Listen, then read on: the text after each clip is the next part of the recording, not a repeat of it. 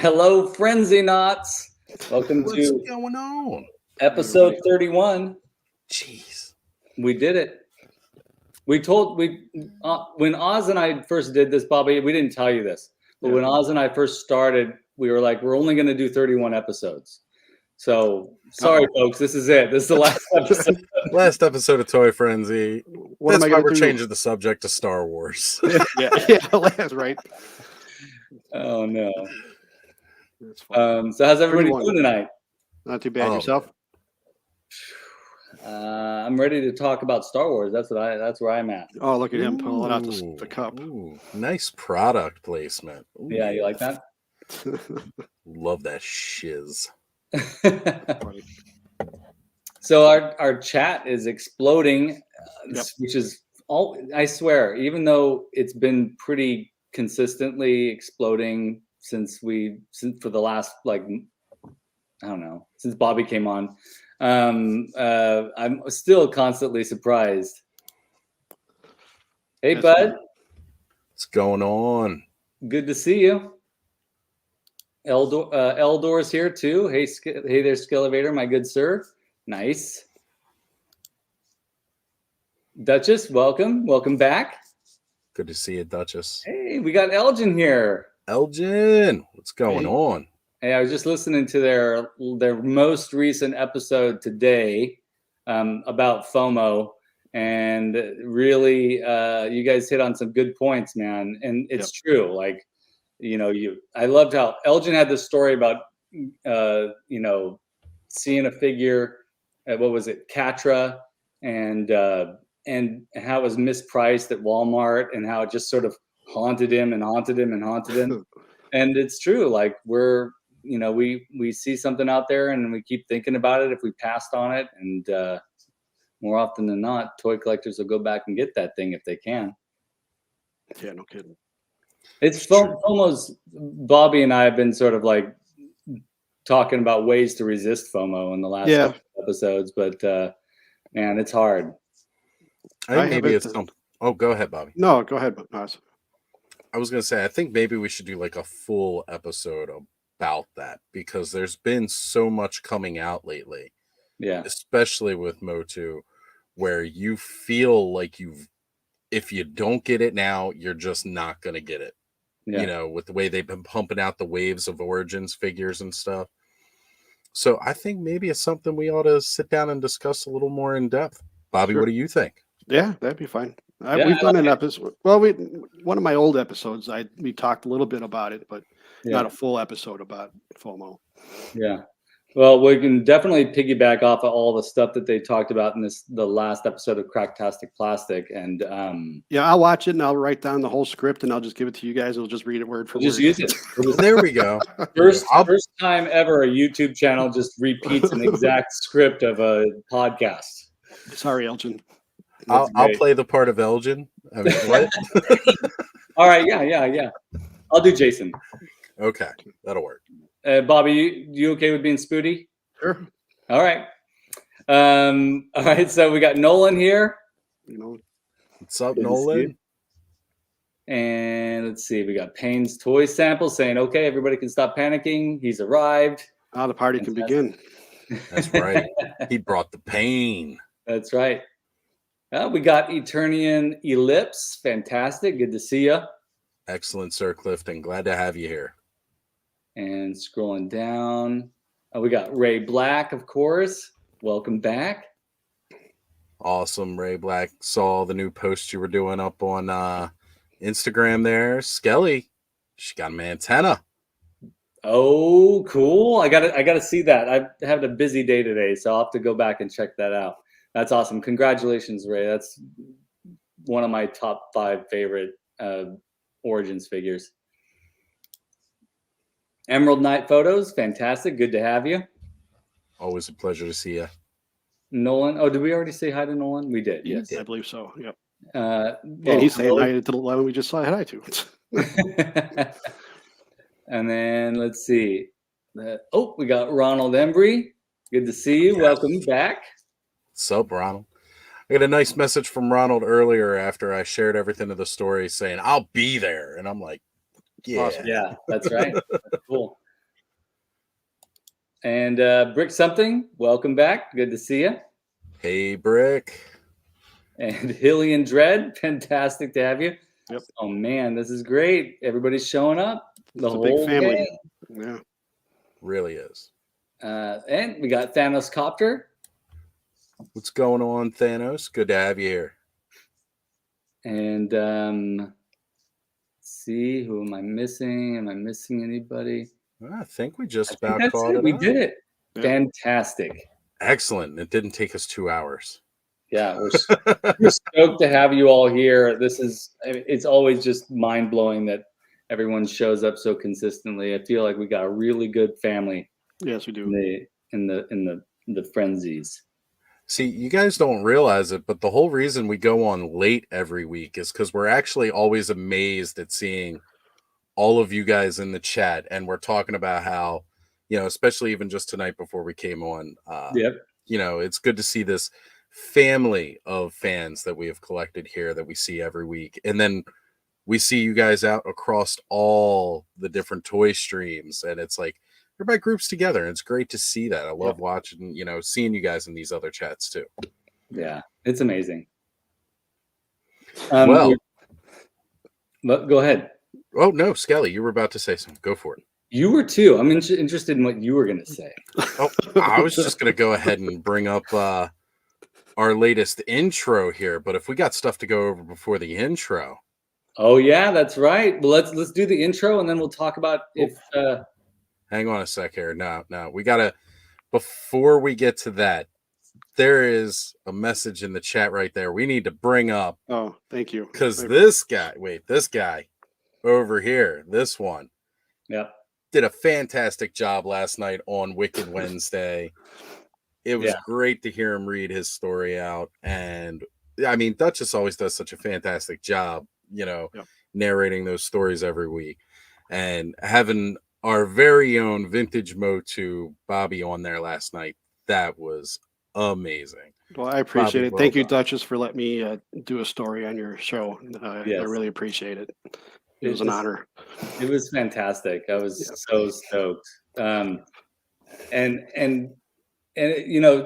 as Oz just said, Duchess, you have like a great reading voice. It was really nice to have like another voice pop in there and break it up and then return to your voice, because it's, man, it was just great. It was cool.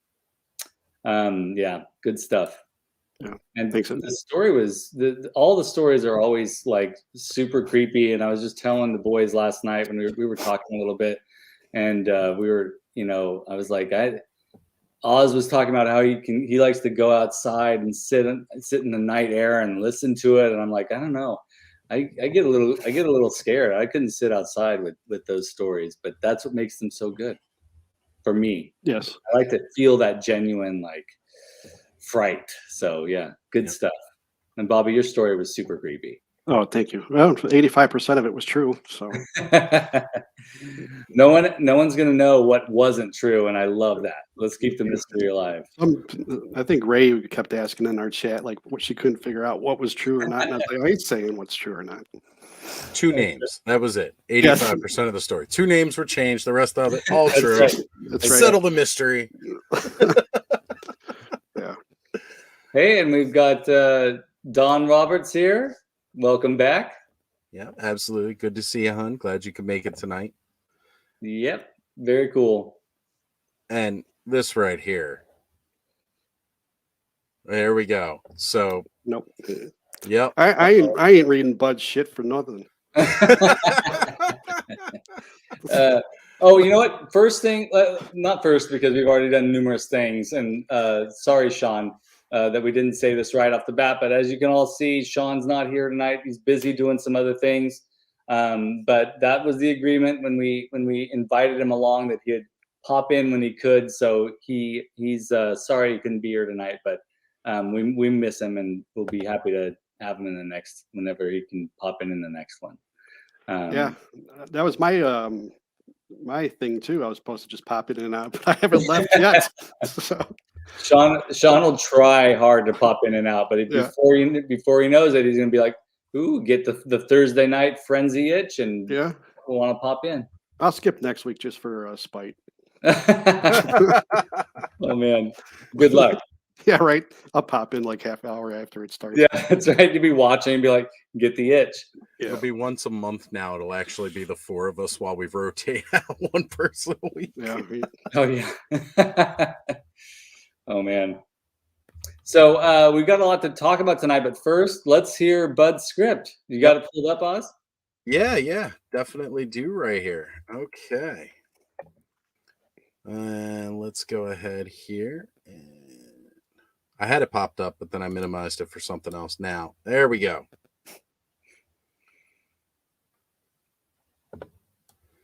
All right. Rubber baby buggy bumpers, rubber baby buggy bumpers. Okay. Do that offline from now on. No.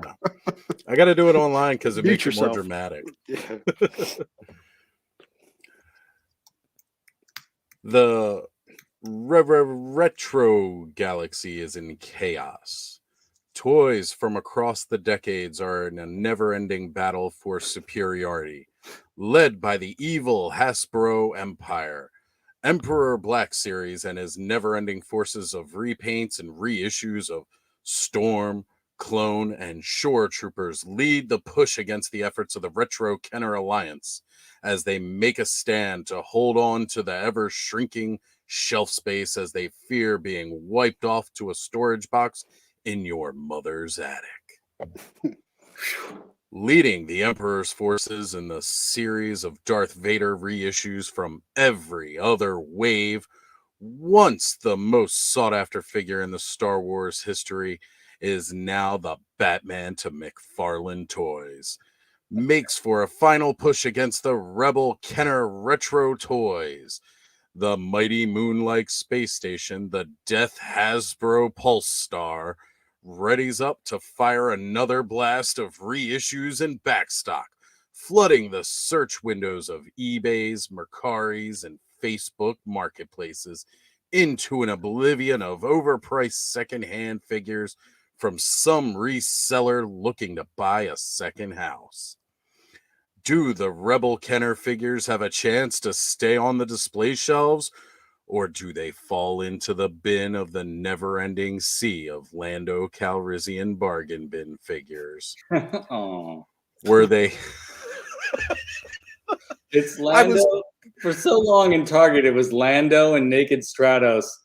And I get so sad. I just want to bring them all home and have an army of Landos and Naked Stratos. I gotta say, like, the Lando thing, I was renaming all of my toy hunts for a while Where's Lando? Because I didn't feel like I'd finished my day without finding Lando in every store I went to. Where isn't Lando is what the search should have been called. True story. Wait, where did they all go? I never saw them go on clearance. I come back from my 2-week hiatus laying on that bed staring at the ceiling, and all the Landos are gone. I went to Target last weekend and there were no Landos. Probably cleared them out and sent them to a different type of store. Like probably, those, pick up a couple of clearance stores, whatever. Yeah, that they have. Were they? Oh, go ahead, Scott. Wait a minute. Bud's saying I forgot the first line. Hold on a sec here. Did I? You got to start all over. Oh, shoot. Got to start the whole thing over again. Whole thing over I again. thought this wasn't going to take that long. But the first part is the best part. It says a long time ago in a retro galaxy, decades away. Toy Frenzy. Ooh, nice. Nice one, bud. Now we'll fast forward. Yeah. Like the VHS tape sound. There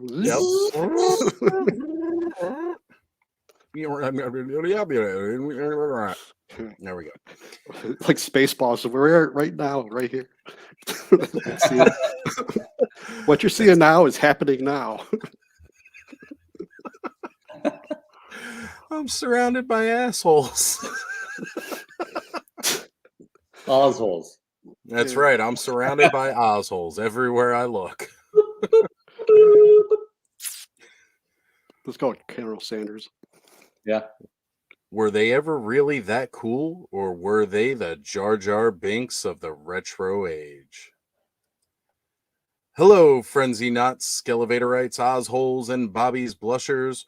Welcome to Toy Frenzy, your weekly live podcast show where we talk about all sorts of toys, new and old.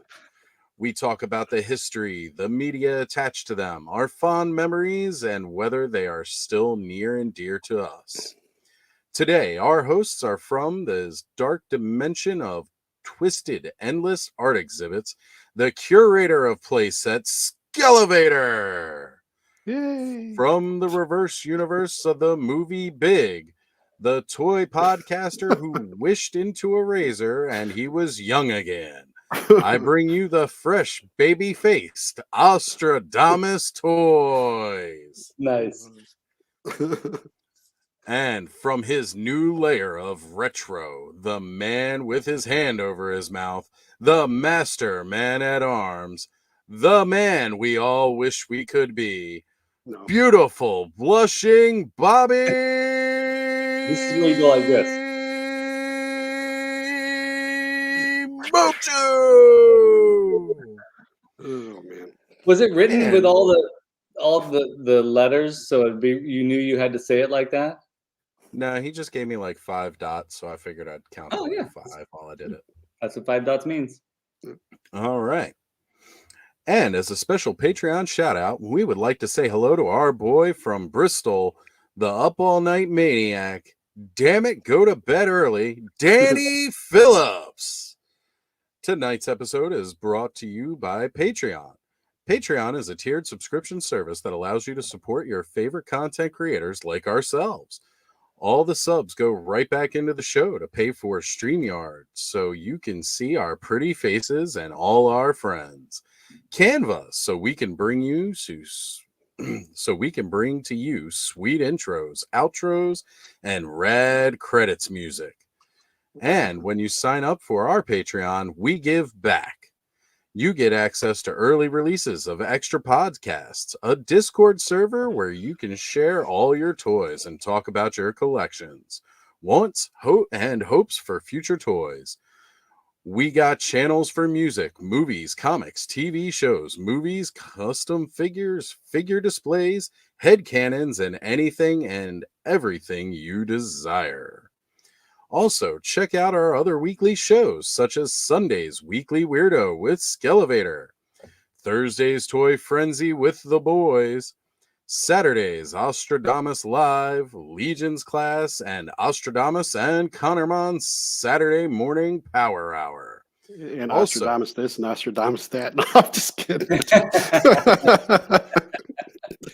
I love it when Connor shows up, man. Yeah, it's great. It's so great. Yep. It's one of the most fun shows that I do, just hanging out with him. Fun. It's awesome. Love it.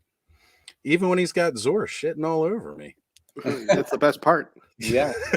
I bet you enjoyed that, Bobby. Yep. Also, be sure to check out our new episodes of Cambridge and with Shawn, which you get early access to on Patreon. And now, debuting for the first time ever from the movie Pirates of Penzance, singing model of a modern major general, Bobby Motu. Take it away, Bobby. Get out. I'm not singing nothing. Just kidding, Bobby. Back to you, boys. Pirates of Penzance. I remember watching that when I was a kid. I used to like it. Pirates of Penzance. I saw there's a local musical theater over in Fresno, and I watched it there. It was good. It was fun. I remember the movie they filmed for that. Yeah, back in the early '80s. Yeah, I remember watching that. It was good. I like pirates. So you remember the movie Redbeard? No. Yes. Marty Feldman. Mm-mm. Oh man, so good. I'll have to check that out. Yeah. I think one of my favorite pirate movies was probably Cutthroat Island. I didn't see that one. It was what's her name now? I can't think. Gina Davis. Okay. Yeah, that's right. Oh yeah, this is a fantastic movie. I love pirates. Yeah. Last time we were at Disneyland, we went on Pirates of the Caribbean 5 times. Yep, it's a fun ride. Yeah. the best. The best. All that uncanny valley weirdness with the animatronic humans. It's like and the smell of the bromine and the is it pronounced bromine or bromine? Bromine, right? Probably bromine, yeah. And the mildew and the music and the fake fireflies. It's the best. Yeah, it is. Oh yeah, there we go. Elgin. Ice Pirates. Oh man, I love Ice Pirates. That's a great movie. Yes, beware of space herpes. Yeah, that's right. That's space. So herpes. good. So I'm good. gonna have to see that. I've not seen Ice Pirates before. Man. It's you got to see it. Yeah, it's incredibly inappropriate for today's audience, but you know, that's perfect then. People like us will understand where they're coming from, and it's hilarious. It's hilarious. It is good. Yeah. I love it. Pop Actor chiming in. Welcome, Pop Actor, by the way.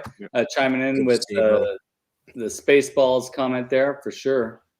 Payne's Toy Sample. Space Pirates and Cosmic Legions. Are there going to be Space Pirates and Cosmic Legions? You'll have to find out by watching Mythic Legions, or rather just Legions class this weekend. We're going to be diving into Cosmic Legions. Ooh, yeah, I like the Cosmic Legions designs. They're cool. Brick Something's heading to Disneyland in 2 weeks. Fantastic. Nice. Yeah, that's awesome. Prices keep going up, but the place is still rad. It's tough.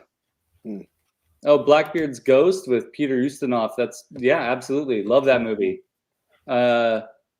And what was the original Disney Treasure Island too is great too. Yeah. But yeah, Blackbeard's Ghost is awesome.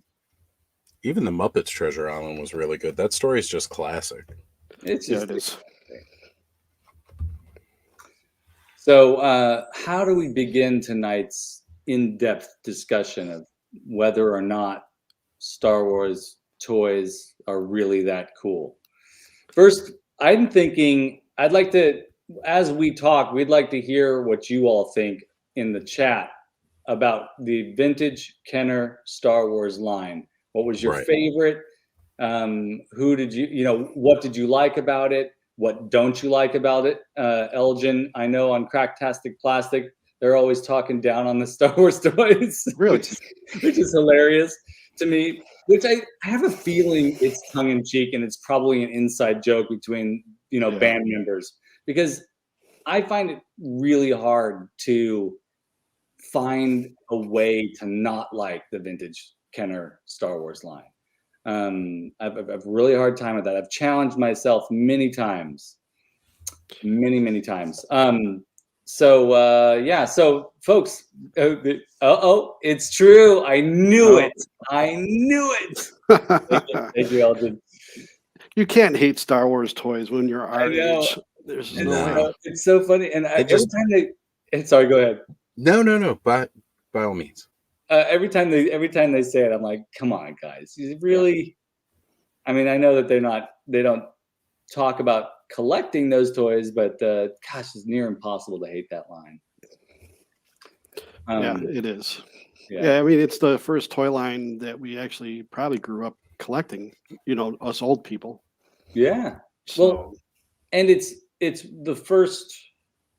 If we're not counting Barbie, but so we're talking about toys for boys, it's the first line to go the distance that they went with all the characters, a particular style that just worked. Yep.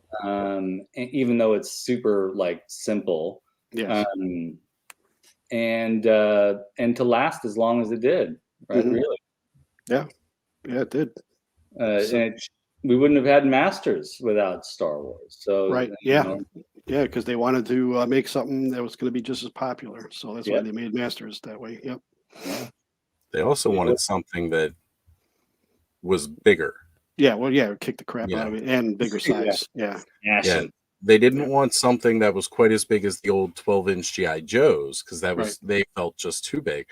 Mm-hmm. But they didn't want something that was, kind of stick-like, because a lot of the earlier figures, from the first and second movie, they were really, really just narrow, very thin. Yeah.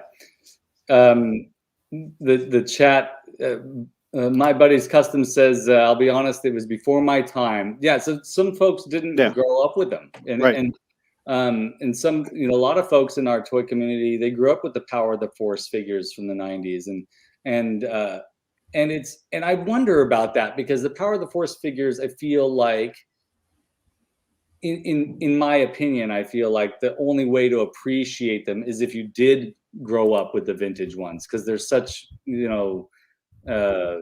were such a different design that didn't seem very successful to me. The bulky top. Yeah, I was gonna say, especially the first few waves where they're all like more muscular. Yeah, it was weird. It was weird seeing Luke Skywalker all buffed out. Yeah.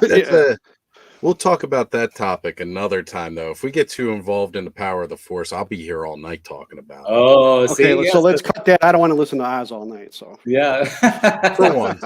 I'm just kidding, man. You listen to me 5 hours on Saturday, 10 hours, whatever I do. So Oz is going to do a revenge episode, and it's to be Power of the Force, and and it'll be Dear Bobby. It will be the name of the episode. Yeah, right. I'm writing it up right now as we speak. Oh man. Yeah, Pop Actor, yes. Fanboys is hilarious. That's a lot of fun. That's a great movie. Absolute favorites of all times, actually. Yeah, it's great. It's great. Oh, Black Phoenix. You only have one Star Wars figure. Which one? And welcome to the chat. That's right. Yeah, right. Tell us which one. We want to know. Yes. We want to know. It better. Oh, go ahead. No. Finish. I was going to say it's probably Yak Face, right? Right, Bobby? Yeah, right. Yeah, I got that one. Yeah, Bobby has a Yak Face. Yep, I do. I got it for what, $35 or $40 back in '93. Oh, jeez, I can't believe it. Yep, that's why I'm glad I bought it at that time. Now it's like $1,000 or something, isn't it? Yeah. Yeah, it's up there. It's one of the higher priced ones. Yeah.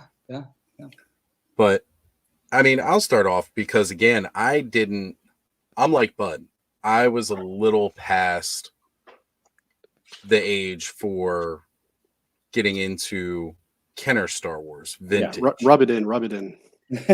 I'm not rubbing that in, man. I wish I had been around for those toys. Oh yeah, I see where you're going with this for sure. I grew up watching these movies, wishing I had toys, and they didn't exist to me. Mm-hmm. Again, we talked a little bit before coming on today about how for me, I'd go out to yard sales and find a handful, and none of them were ever complete. I was lucky if I could ever find. I don't ever remember seeing a Luke Skywalker with a lightsaber, whether it was the one, like the tubed one that, came out, or whether it was the later one where they did the actual one he could hold. That was all just the one solid color. Like, you never could find that ever. It was like all I could find was just the ones that people were really kind of getting rid of. There was no Star Wars in the toy aisles as a kid for me. Right. So I missed out on all of that, which is why I could go on about Powers of the Force in the 90s, because when that hit for me, that was huge. Yeah. And I was just coming out of toy collecting. So, or playing with toys at that point. But you guys had an amazing experience because you were all around that age where, Star Wars, the movie came out. You got to go see it in theaters, like, back then when it initially launched. And you guys were at that perfect age for the toys. Mm-hmm. Mm-hmm. So that's why I want to hear about your guys' experience with it. I like what you said about how you're born in 85, you said, right? So 85, and as you're growing up and you're playing with other toys, something in the back of your mind knew that this thing that Star Wars toys was a thing until the Power of the Force figures come out, right? And then you see them. And earlier, before we started the live, in the green room, you were mentioning how you'd see them at yard sales and stuff. So it's interesting how even after the Return of the Jedi figures faded away and the Star Wars kind of started to disappear from the shelves, it was so ingrained that kids born after had a kind of inkling that this thing was a thing. Well, you know what it was for me? I was probably about 4 years old, and we went to some kind of flea market, and I watched those Star Wars movies so much that we wore the VHS out. Yeah. And we had to get new ones. But I was walking around and I saw that Darth Vader carrying case. Yeah, gotta love that. Yeah. Instantly recognized who it was. Yeah. And started looking at the figures and stuff. Yeah. Unfortunately, no, we weren't there for me to get toys and whatever like that.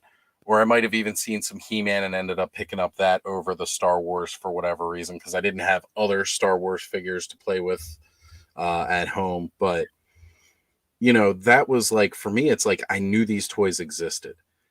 And sometime like 1993 or 1994, I was over at my buddy Eric's house. I've talked about him before, how he had a big playroom. And I don't know what triggered it, but his dad brought down Kenner Star Wars. I'm talking the AT-AT, the Death Star, Tatooine play set, Hoth play sets. Like, he brought down everything, because these were all up in the attic. I never even knew they had them up until he did this, and he brought it out into the basement and had it all over the floor and everything. And I was like blown away, completely blown away by all these Star Wars toys. I had no idea there was that many. Yeah. That was kind of when I realized, as a toy line, the vintage, those original Star Wars toys, for me, that's what I wanted from a toy line, because they had the random ass Bespin guard, or like all these deep cut characters, before I even knew what that even meant. Oh yeah, the Star Wars defined the deep cut. Yeah, they did. Right. Yep. All those weirdos that didn't even have names until they came out as action figures. Never spoke a line in the movie either, like most of them, So and some of those names are changed as well later on with the Power of the Force 2 figures. Oh, for sure. That's right. Yeah, like it wasn't Walrus Man anymore, That's right. Or Hammerhead. Yeah. I like the original names. Yeah, me too. Yeah. Simple, easy, identifiable. Well, sometimes I call Walrus Man Buttface, but that's a whole nother story. He looks like it. Yeah, for sure. Black Phoenix 77 Star Wars figure I have is Figrin Dan. That's the Cantina band. Cantina musician, yeah, for sure. So you have the new Black Series one, I'm assuming, because I think that's the only time we've gotten him. Maybe we got him in the vintage. I got him in the Power of the Force 2 figure. You were able to. I think it was like an exclusive. You can either buy one or you can buy 5 of them for the whole band. Yeah, and I bought 5 at the time. Well, I thought it was a mail away, like that's what I meant. Yeah, because you mailed away, you got one figure with all the instruments, and in order to complete the band, you had to mail away to get multiple figures. And I did the multiple one. Nice, that's cool. The Black Series version of that figure is pretty amazing. I saw it the other day. It was hard to resist, honestly, Black Phoenix. So yeah, I haven't watched Star Wars since that one incident I told you guys about a while back with that kid looking at the figure at the store, and then the guy went around and took it out of his hand and bought it for himself. Yeah, it's awful. That's awful. I went outside and beat it and gave it to the kid. Yeah. But that's just me. Yep. Yeah, I'm not getting thrown in jail for a toy. So yeah, that's true. Yeah, what do you want? The honor of a child. Yeah, they're not going to care. That's true. That's true. I love the original Star Wars trilogy movies. Yes, absolutely. Yes. I'm all about the original trilogy. 100%. Me too. Folks, but yeah, me too. Just never collected the figures. I think our complaint is the lack of articulation in the figures compared to the vintage O-Ring Joes and the Transformers. For sure, yeah. But the Joes came afterwards, so Star Wars is original. I think Star Wars, because Star Wars was the first line to give us figures that were small and so many of them, and characters that align with the film, and that it didn't make sense for them to give them GI Joe level articulation at the time. But I you know, not to argue with the Cracktastic Plastic guys. No. I really admire their perspective on pretty much everything. Yeah. But I love the simplicity of the 5 points of articulation, and that's Well, when you're a kid, I never thought about anything like that, you know, until GI Joe came out. I was like, oh, this is cool. They got bendable arms and legs or knees, you Right. know. I was like, right. It was the real But novelty. right. But it wasn't like anything that, you know, discouraged me at the time. You know, you're young at the time, so I didn't care. Yeah. I used to get a kick out of the fact that they were always, when you had them walking there, it was just like Yeah. I just bounce them like a Muppet, you know. Exactly. I mean, the Muppet walk.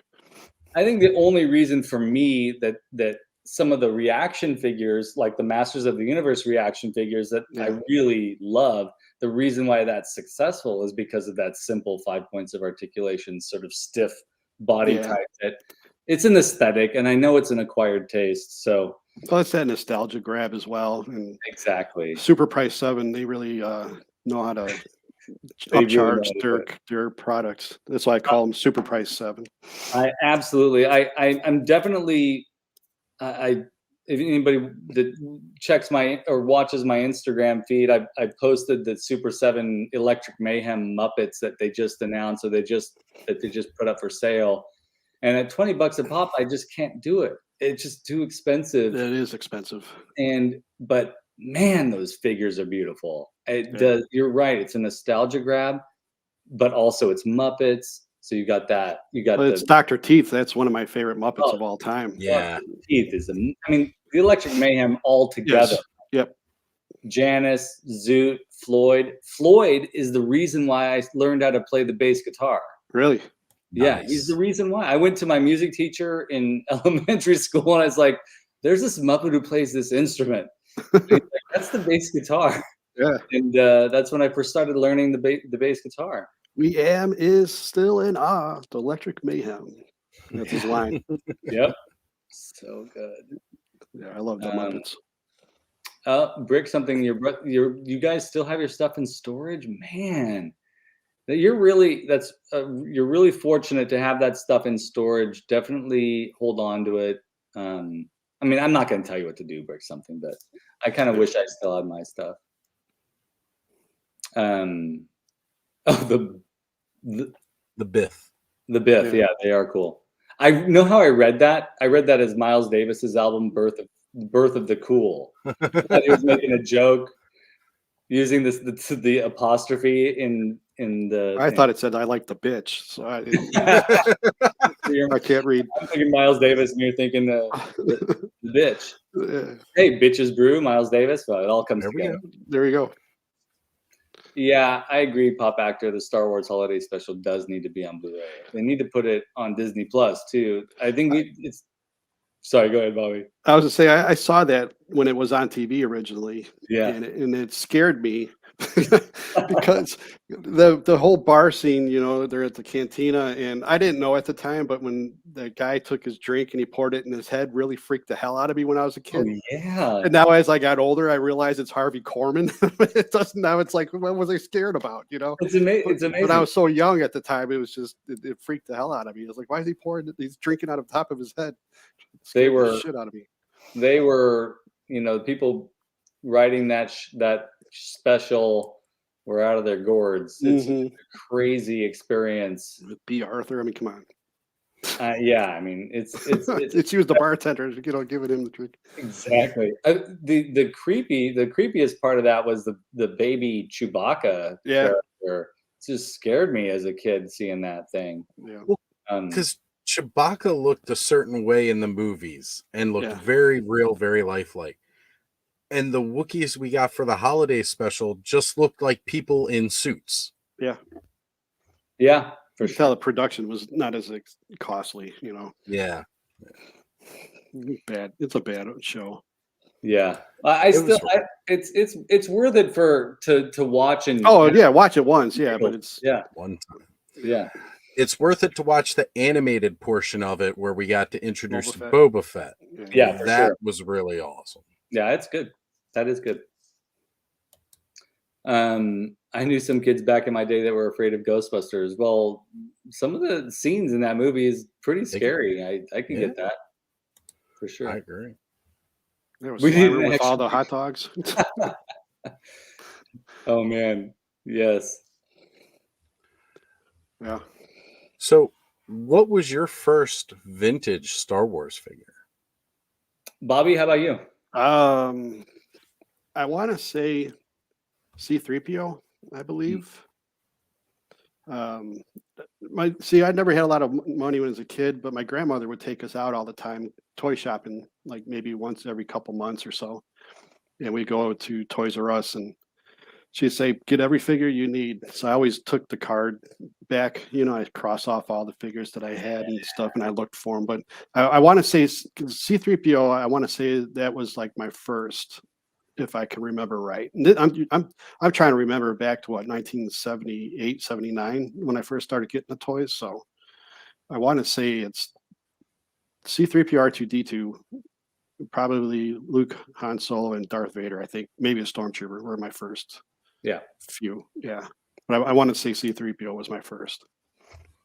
Because I still remember I have all the card backs and everything too, but I remember seeing that card back. And you do?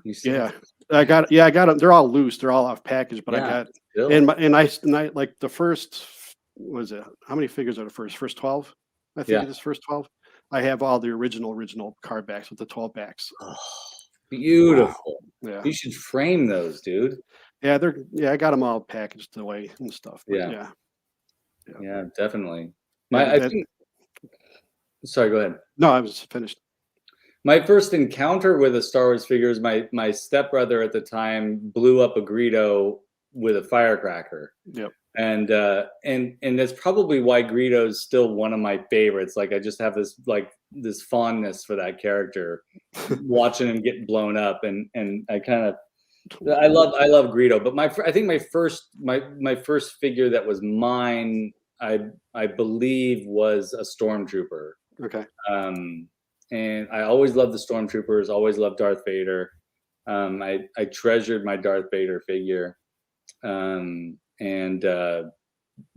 I'm pretty confident my first one was a Stormtrooper. But it would have been a reissue of the Stormtrooper for Empire Strikes Back, because I didn't start collecting until or I didn't start getting really, really interested, because what kid's and can't claim to be a collector at that age. But I started getting really interested when I saw Empire Strikes Back, because I was 1 year old when the first movie came out, and I didn't see it. Okay. And then I didn't, it didn't become part of my consciousness until I saw Empire Strikes Back in the movie theater, and it just clicked into gear for me. Yeah. And previous to that was the experience of seeing Greedo blown up. But then after that, I was like, I needed it was just the same. I'm the same person back then, really. I needed all the weirdos. I needed the Cantina creatures. Yep. I needed the bounty hunters. I needed the Wampa. Like, I just wanted the creatures and the weirdos and the baddies. And it wasn't until Return of the Jedi came out that I really wanted a Luke Skywalker, because he's badass in that all black outfit. And I was like, that's lightsaber. Green lightsaber, black outfit. I mean, that's the Luke Skywalker that I thought was super rad. But what made him look tough? He was tough looking. And he was. And in that movie, it's great because he's conflicted, He's really conflicted. Oh, I remember when that came out, everybody was all saying, well, he's going to turn evil because he's all in black. I'm like, no, he's not. That was like the whole thing all of us were talking about. Yeah, for sure. The funny part about that is there is kind of this, if you watch the movie, he's borderline. Yeah. Yeah. He comes in and he uses dark side powers, because he immediately starts choking a Gamorrean guard, which we all know is a dark side force power. Right. Light side can use it, but they're taught not to, taught to restrain themselves from using that. Then later you see him use his anger to overwhelm Darth Vader. Right. He's turning to the dark side. But then at the last minute, he throws his weapon away and doesn't go on the offensive anymore. Oh, you just ruined. I didn't see that yet. Well, you know what, Bobby? Get a fucking move on it, because Spoiler alert. Spoiler alert. Yeah, right. it's been 40 years. No, you don't have to tell me Oh that. man, that's hilarious. Wait, I gotta say this, Bud. I'm a huge fan of the Ewok adventure movies too. I love Me those too. made for TV. I didn't like those. I Oh, remember, I love them. when they came out. I was disappointed in them. Oh, they're super disappointing, but there's something. Yeah. There's a real interesting quality to them that I just love, and they look like they were filmed like right out, like right, Yeah, they did. like literally in my Down backyard. the street. Yeah. Well, for me, what made them more relatable was the fact that, you know, you got the smuggler Han Solo, you got this Jedi Luke, and everything like that. All these people have like these important roles, and then it's like the kids and the family in the Ewok adventure movies. They're nobody. They're just the regular Joe that crashed here. Yeah. And so, like, to me, that was like relatable. Like, that would be my role in the Star Wars universe. I got stuck on a planet with all the teddy bears. Yeah. See, I don't remember those too well. I've seen them once, I believe, when I was younger, but I don't even know what they're about anymore. Well, it's they're fun. They're fun to rewatch. I recommend it. Yeah. Brick something. You were 9. We might be the same age, Brick. Yeah. See, I still don't call it A New Hope. I always call the first one Star Wars, because That's that's right, how me it was too. when I grew up. It was just Star Me too. Wars. Yeah. The rebranding thing was. I still have in storage the VHS, like VHS copies that came Yeah. out early 90s when they were remastered, but they were still the original edits. Yeah. The one with the silver covers. Yeah, I have those in the garage, but we just don't have a VHS player. But I really want to show our daughters the original versions. I mean, let that be a lesson, folks. Like, what Luke's clothes go from white to gray to black in each movie. Yeah. It's a build up, because he starts off innocent, he gets conflicted, and then by Return of the Jedi, he's basically going to the dark side at that point to save his friends. It's an Alfred Hitchcock move. Totally. I'm pretty sure George even said as much, actually. Yeah, for sure. Black Phoenix, I don't remember those Ewok movies. Yeah, well, they are on Disney Plus. So if you have Disney Plus, you can watch them, including all the episodes of Droids. And you can watch the original Boba Fett short where he appeared in the Christmas special on Disney Plus as well, even though the Christmas special is not on there. But you can watch all those. It's pretty cool. You can still watch the Christmas special on YouTube, though, I believe. Yeah, it's still up there in its entirety. Yep. Save yourself time, people. Just watch the animated Boba Fett thing. Yeah, seriously. You can't get the rest of that time back. Yeah, skip the Harvey Korman porn and drinking his head. The disco dancing stormtroopers is just burning my brain. Hey, man, disco was king at the time, you know? That's right. Oh, shit. Oh, man. So, I mean, you know what? Oz something else Oz mentioned in the green room before we started was, and I already said it once, but I'll say it again because I want to go here. If there was a time machine, the thing that I would go do in the late 80s, early 90s would go to yard sales and flea markets and thrift stores and buy and just gather all those figures up, man, because I had no idea at that time in the late 80s that my mom would just, would give my toys to her students. She's a school teacher. She was a school teacher. And I didn't know that she would give them away, and it didn't matter to me at the time, like that she did. And in fact, I was like, that's cool.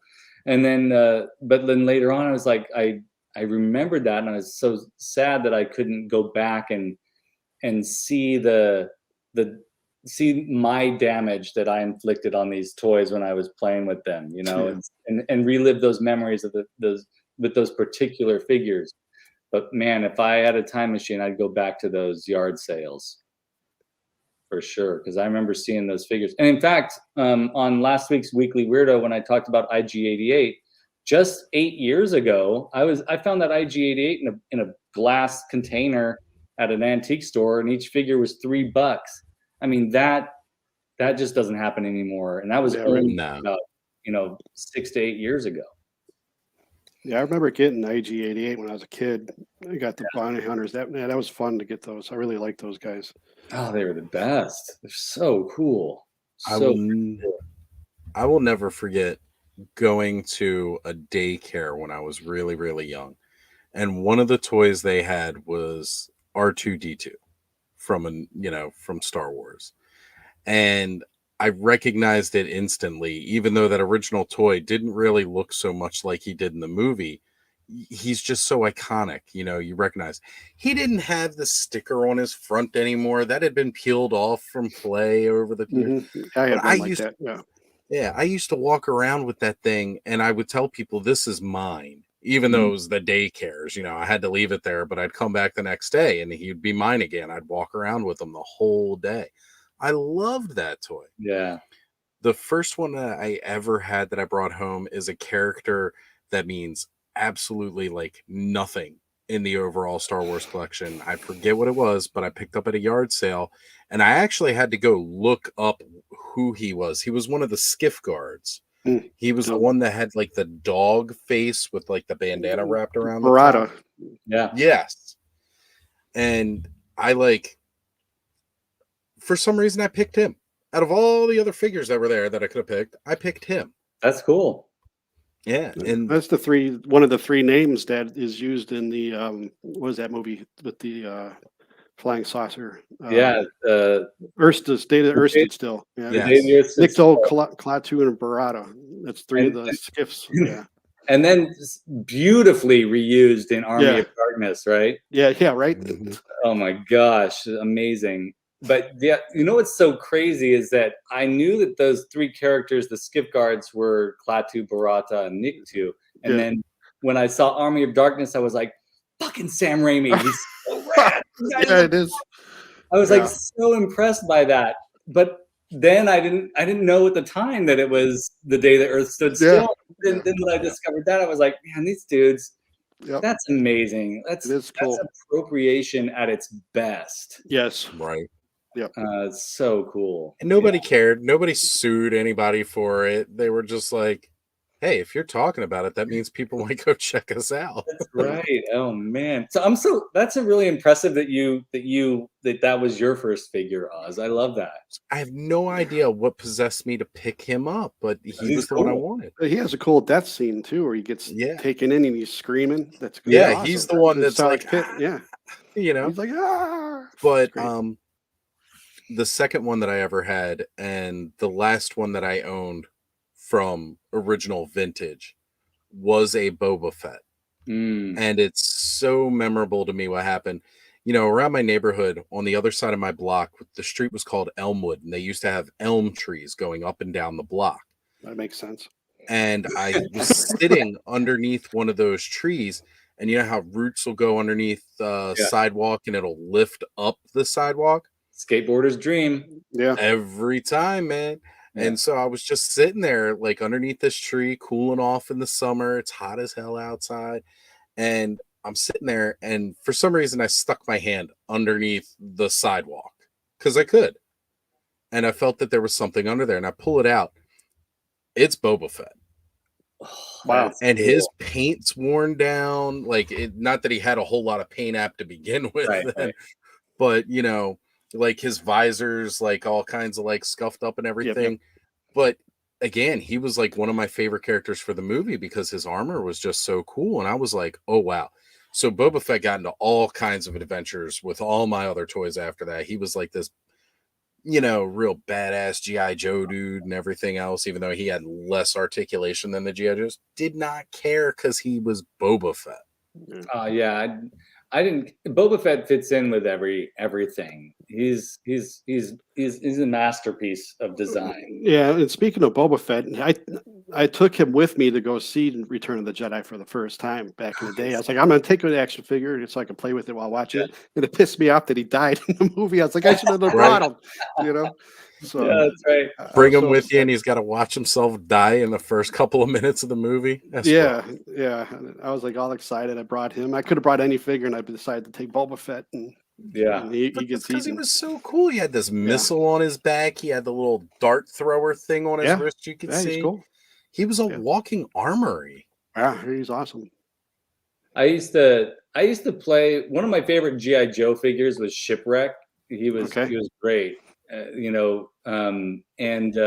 Because I loved, even as a kid, I loved like nautical things. So I had no qualms about bringing Shipwreck and IG-88 and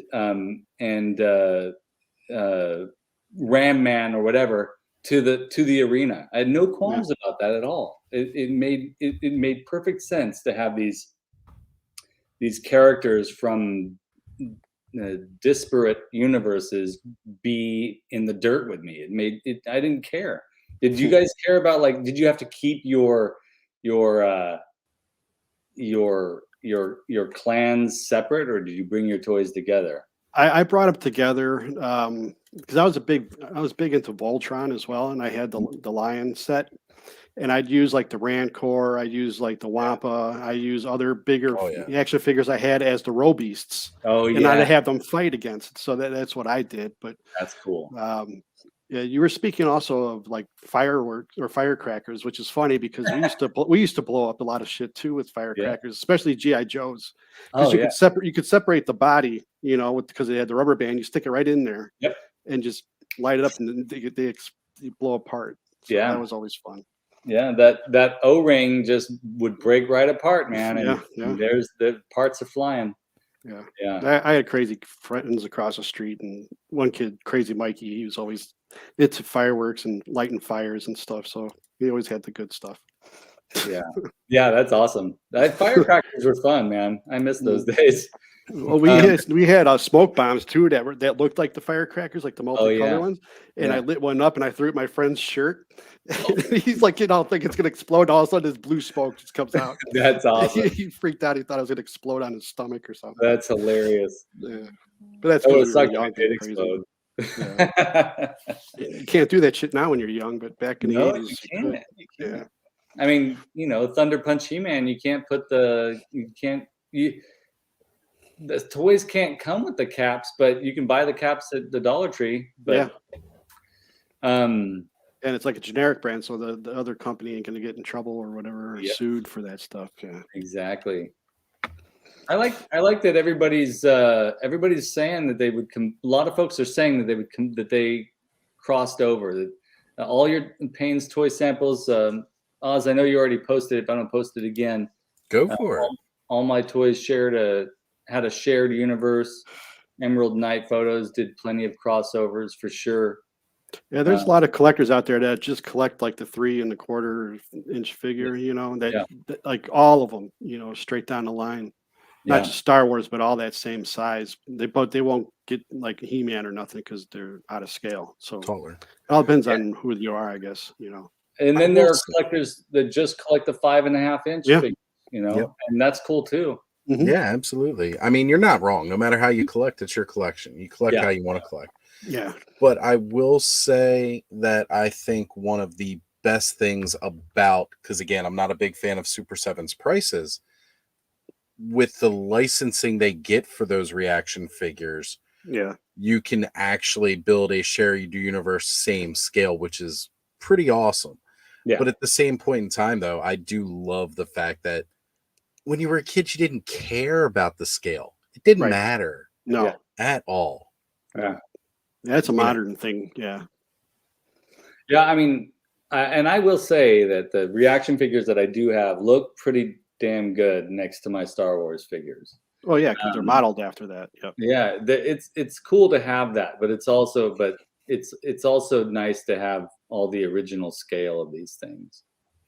I like the variety of scale in toys. I think that's fun. It's cool. Yeah. I have no qualms about displaying like a, the Hot Wheels land shark next to my Origins land shark. Well, it's like my display back. I have Masters Universe. I have that like the 7-inch figures, and then I have the 5.5-inch, and then I got Black Star, which is a little taller, Yeah. and then I got the Kenner mask figures, which are real Oh small. yeah. But then I also have Dungeons and Dragons and everything that are the same size as Star Wars. So I had it all mixed up. So Yeah. and I have the original Tron figures. So That's cool. from Tomy. Yeah, That's cool. See, As an adult, yeah.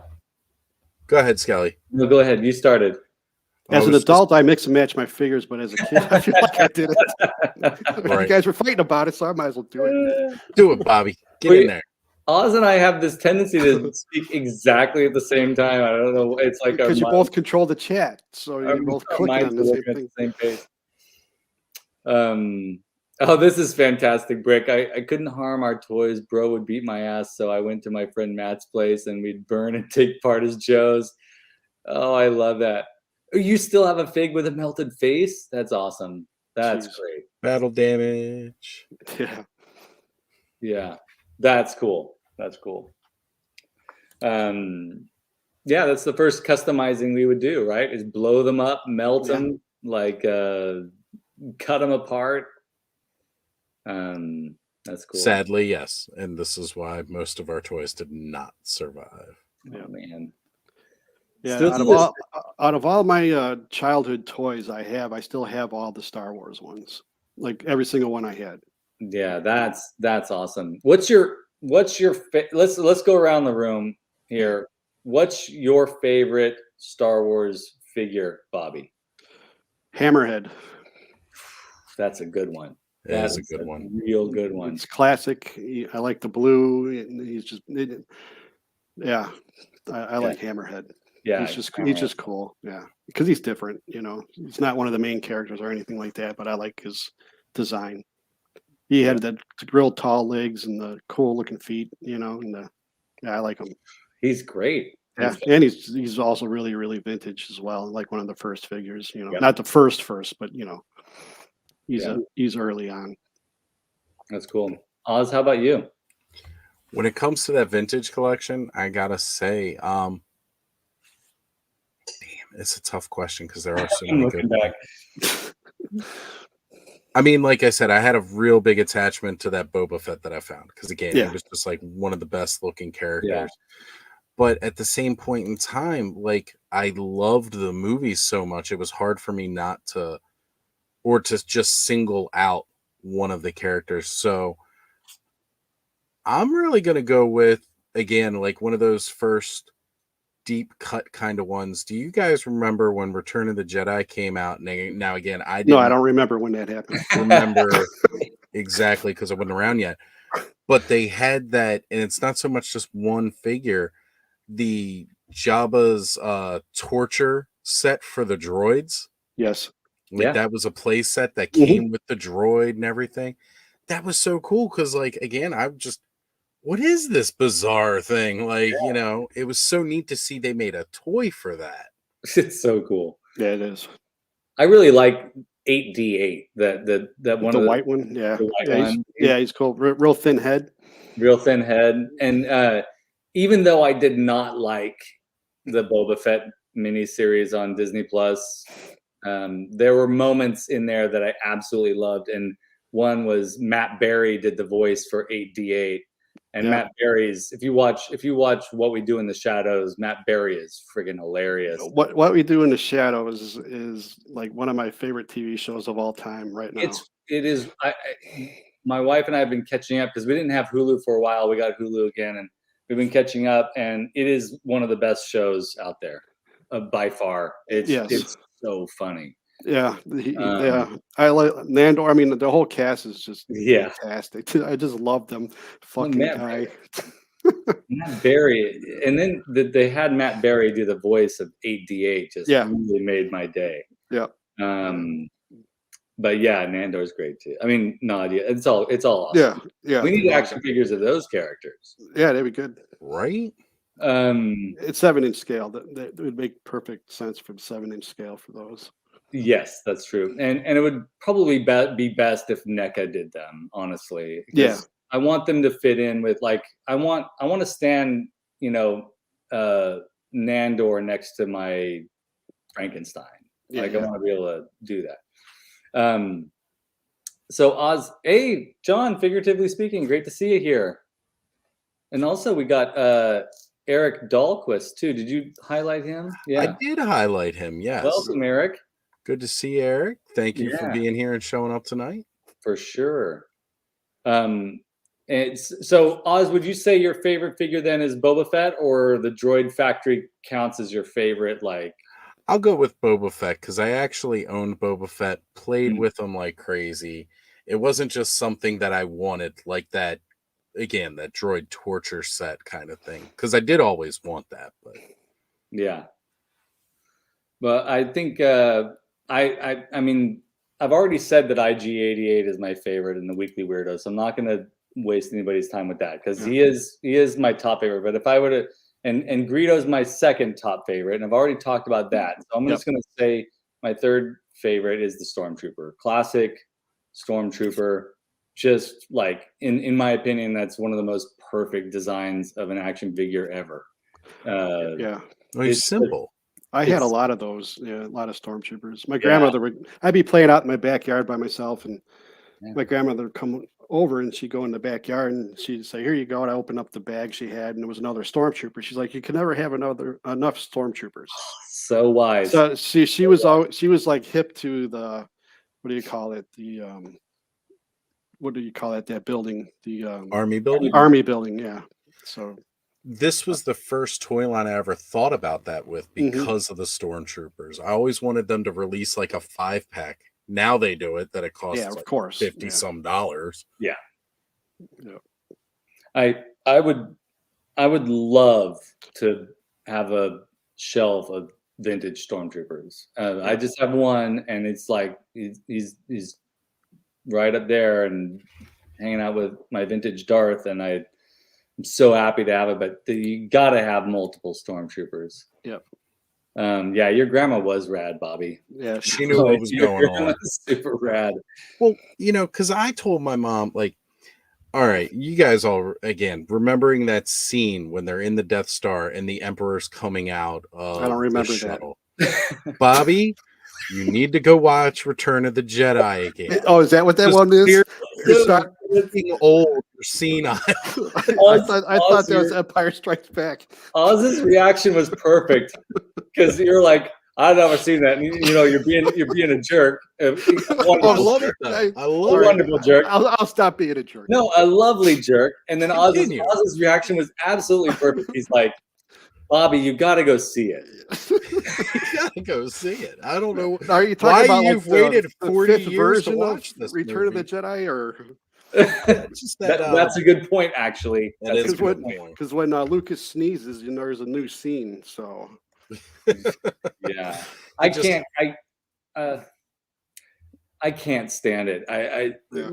George Lucas, I admire the dude for coming up with this stuff, but I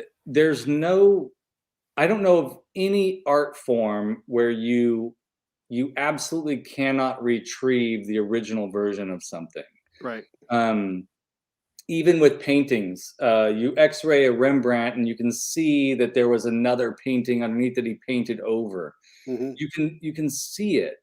You can find it, right? And I can't stand that George Lucas took that away from us. That one of my biggest pet peeves. I'm not an angry person, but I think that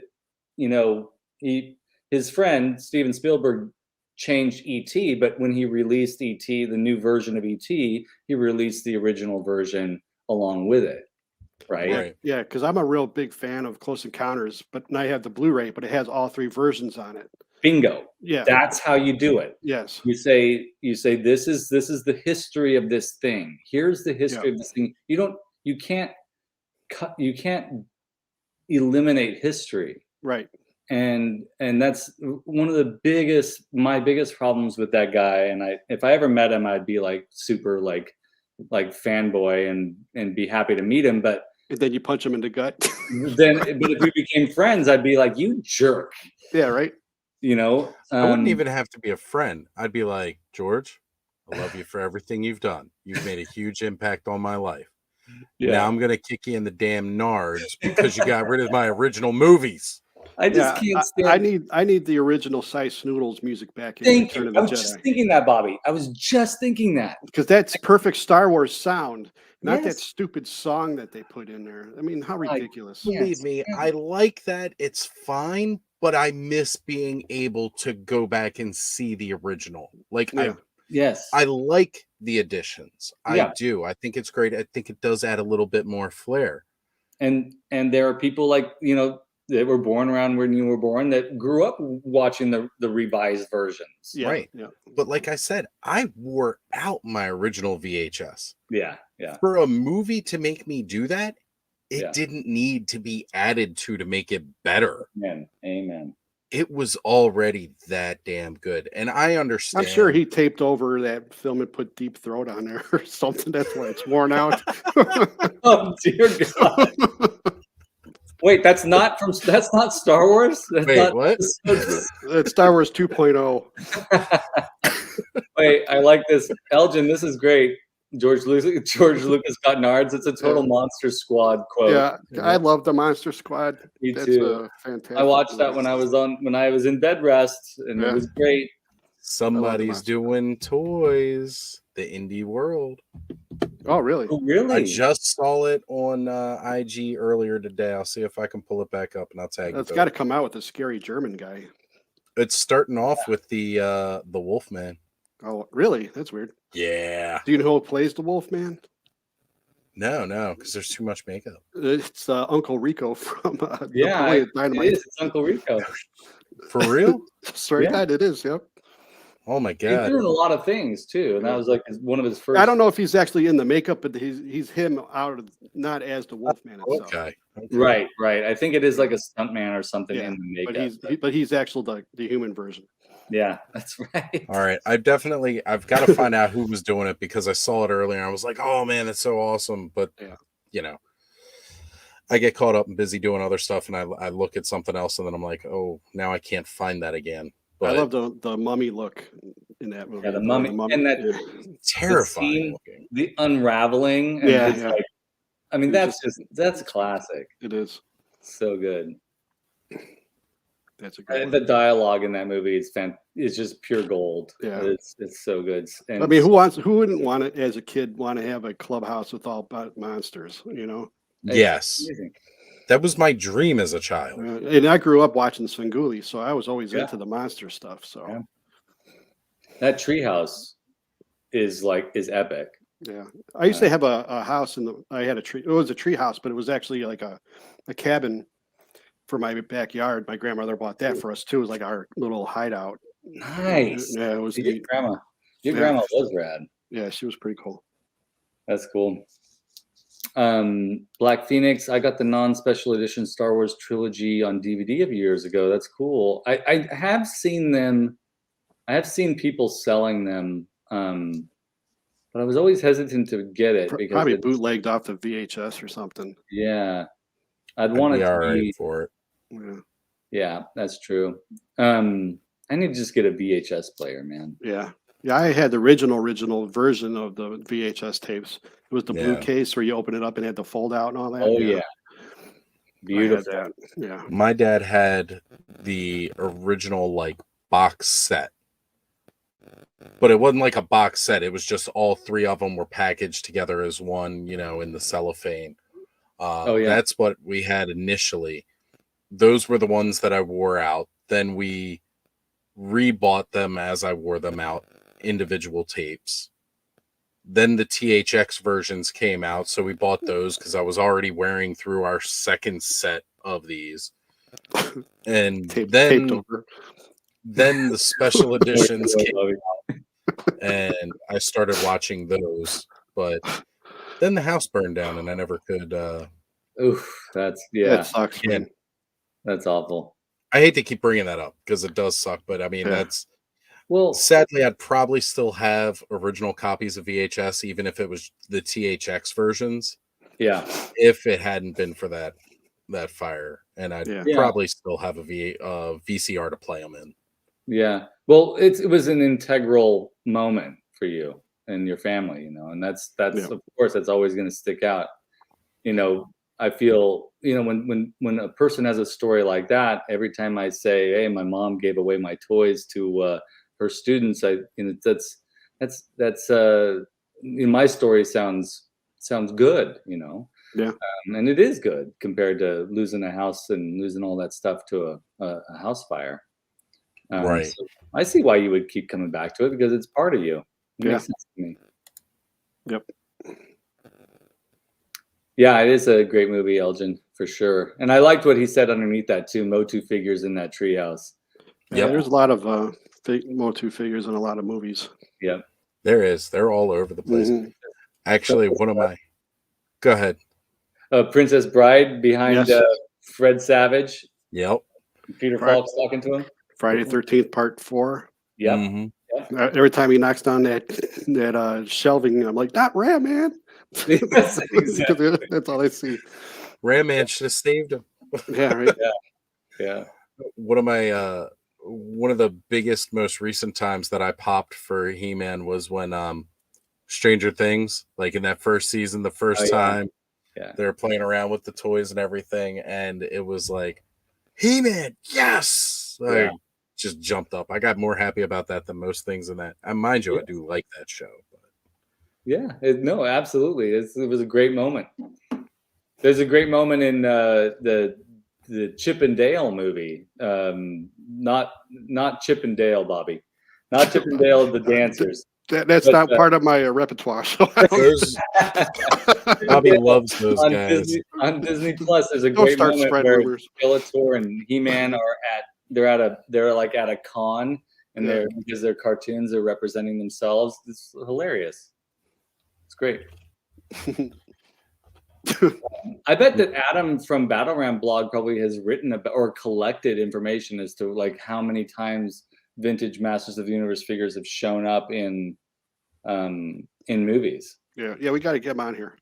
I was gonna say we do need to bring him on. Let's have Adam on. We could do that. We know a guy.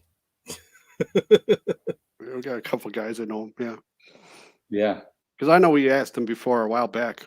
Yeah. If he would when we were doing the last episode of Power of Eternity, we were talking about it, saying that we wanted to have him on. He's like, sure. And so far we haven't, and then it's been a while since we said that to him. True. Yeah, let's do that. Let's have him on for sure. We haven't been doing Power of Eternity, so I'd like to get him back on somewhere. Yeah, quick. Definitely. Elgin said they did an episode of figures in movies. Yeah, that's true. And pop actor House 84. Oh my gosh, House. I haven't seen that in ages. House 84? No, I don't remember that one. The movie House. Yeah. Let's see. Yeah. Okay, I get you. Yeah, that's a good one too. I need to rewatch that. So that's cool. None of the figures appeared in the He-Man movie. Strangely absent. That would be funny though. That'd be funny if it is there and no one sees them. You know, like they're hidden somewhere. Yeah, that would be great. I'm gonna have to go back and watch it now. Like watch all the way through very carefully. Hey, highly articulated. Welcome to it. Hey, Adam. Good to have you here. Yeah, glad you popped in. So I still can't find who's doing these freaking Monster Squad toys. It's bugging me. But it looked so good. I just messaged Adam and asked him so I don't forget. Oh, good. Perfect. Yeah. Nice. Oh, yeah, for sure. Pop actor. I wrote House 84 in case people mistake it for the TV show. Yeah, for sure. We don't want to we don't want to mix those up. So, Bobby, I know you have a big Star Wars vintage collection. Yes. Yeah, I got every single figure. Oh, you have every single figure? Mm-hmm. Oh, I didn't realize that. Yeah, I got them all. Yeah. Well, that cancels out my question for you. Oh, sorry. What was the question? It's okay. My question was going to be: is there any vintage figure or play set that? Oh wait, maybe you don't have all the play sets. Yeah, I don't have all the play sets. Is there any vintage Star Wars play set or vehicle? How about that? Okay. That you feel like you think about often that you want to have in your collection eventually? I have to go back to the Hoth playset where it came with the turret and the probe droid, because I did have that as a kid. Yeah. I still have the probe droid, but I don't have anything else with it. But that was always a playset that I really loved playing with, because you could take that out in the snow and you can't get it ruined. It was just white plastic. That's all it was. Amazing.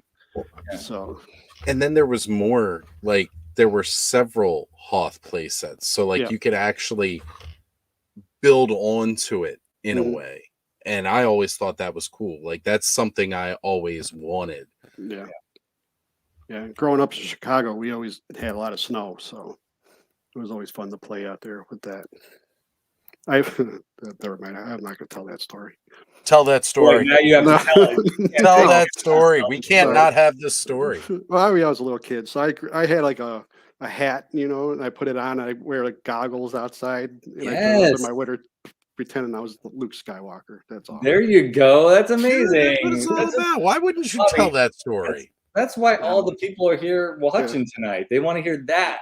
Yeah. Well, there you go. I love it. I used to play out with my figures, because that's why I was always attracted to like all the snow characters. Yes. I always loved the snow troopers more than the stormtroopers. Yeah. Just like in any toy line, I always liked the characters that were involved in the snow. And I hate the snow, but I always, I think because as I got older, I hated the snow, but I loved it as a kid. But the snow is different when you got playing it. Mm-hmm. And when Empire Strikes Back came out, and I was living in the mountains too, and we didn't get as much snow as you got in Chicago, but we would get snow a couple times a year. Yeah. And it was epic because of Empire Strikes Back for me. Yes. Specifically. Yeah, Empire Strikes Back is awesome. I love the Snow Trooper. Like the Snow Trooper, gosh, I should have said that one. I almost like the Snow Trooper better than the regular Trooper. So I do. I do. I like the Snow Trooper better. It's an amazing design. Yes. I mean, it's badass. And I had one, and I would, take it out and play in the snow. But yeah, for sure. White on white, snow with the white armor. Like, it's so cool. I mean, that's like when I always played like, what was that PlayStation game, Star Wars Battlefield or whatever it was called? Do you remember those? What was that called? Oh yeah. But I would play that, and I would play in Hoth all the time. It was always fun trying to destroy the AT-ATs and things. It was pretty cool. Yeah. One of my favorite parts of like the Shadows of the Empire game for the N64 was the first mission where you're in the snowspeeder taking out the AT-ATs. Yeah. Loved that. Yeah. I never played that game. No, me neither. Really? It was really fun. I never played anything from Super Nintendo or nothing like that. Yeah. Elgin, that's with everyone. Kids love snow until they have to drive through it. That's so true. So true. Or you have to shovel out your whole alley just to pull out of the garage. So that was always a pain in the ass. So Oz, is there a figure or a playset or a vehicle, vintage figure playset or vehicle that you would absolutely want from the vintage Star Wars line? That it has to be vintage? Yeah. Yeah, that's the question. Yeah. Well, because like I'm trying to think about like, would I rather have a newer version of this? No, it's could vintage. It strictly be vintage to myself? Vintage. That's what the show's about. There was a lot of the really cool stuff that never was really in the movies. I hated all that stuff. Really? I didn't like it. You didn't like the two-wheel thing that would smash down? No, I hated all those extra vehicles because I was always strict on what's in the movies is what I like, and then they started making all this goofy shit, and I didn't get any of that. I like the goofy shit. Yeah, Well, but I mean that's just me. Yeah, I really enjoyed they had that fueling repair station for like your X-Wings and stuff like that. Like I said, like the building with the vintage. This was the first time we had that in toys.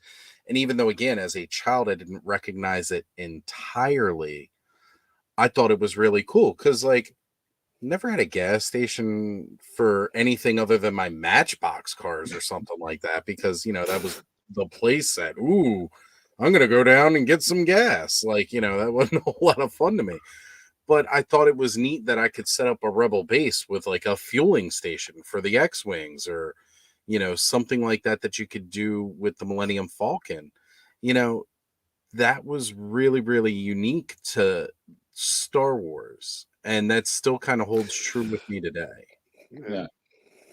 So which one would you get? That one? The X-Wing fueling station? The gas station. Yeah. You know what? I just want a fucking gas station. That's I just want a damn intergalactic retro gas station. With a big ass That's hose. what I want. I think that's the best. That's the best answer. That is by far the best. Fuel answer. up my Matchbox cars at my Star Wars gas station. I love it. I love it. Ooh, Ewok Village, Nolan. Yes, that's amazing. I love that playset. Yeah, I always wanted them to make a Starlight pit. Yeah, that would have been cool. Thought that was cool. Well, what we did as a kids is we took one of those old sand buckets and I put a brown hat in there and I stuck it with a bunch of toothpicks. Yeah. And I took like an old blanket, like for the dune, and I wrapped it around and we just dropped the figures and they roll down into the Starlight pit. It hurt your hands getting in there to grab all the figures. You're poking yourself all out the toothpicks. It was always fun. Cool though. I love that. Yeah. SJ Curtis, welcome. I wanted to say hey to SJ. Yep, that's why I brought him back up. Get some fuel cells and a pack of smokes. Just don't get the special. Oh, at the gas station, right? Yeah. As long as the dog doesn't pee on the picnic basket, you're all right. Yeah. Oh my gosh. God, I love that. Love that. Remember him smelling the sandwich? Yeah. I just remember him rubbing it on his face. Oh my God. Chevy at that stage in his career was like masterful. Epic. Yes. Masterful. You gotta love it. So Oz, he kisses it.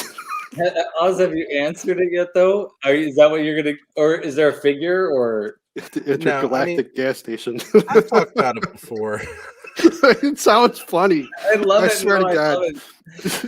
I mean, it sounds a lot cooler when you picture the price today of gas is unbelievable for a Millennium Falcon. I don't know if I could afford to pay that. Nope. From here to eternity. Right. You buy a gas ludicrous station, speed. you can afford the Millennium Falcon. To fly ludicrous speed. I mean, as long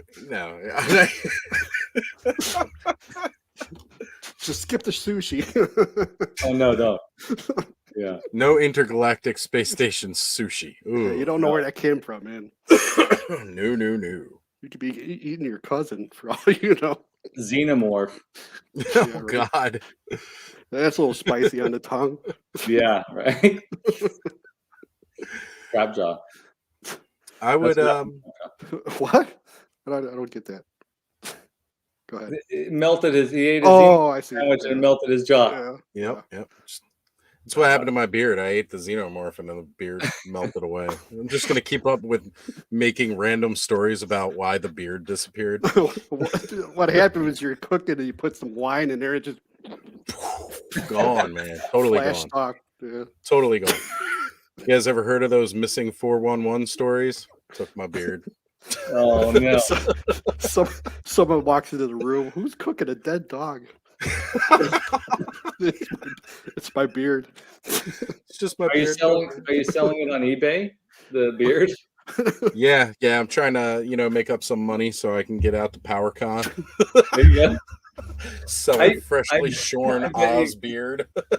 I bet you could sell it on eBay and get to PowerCon.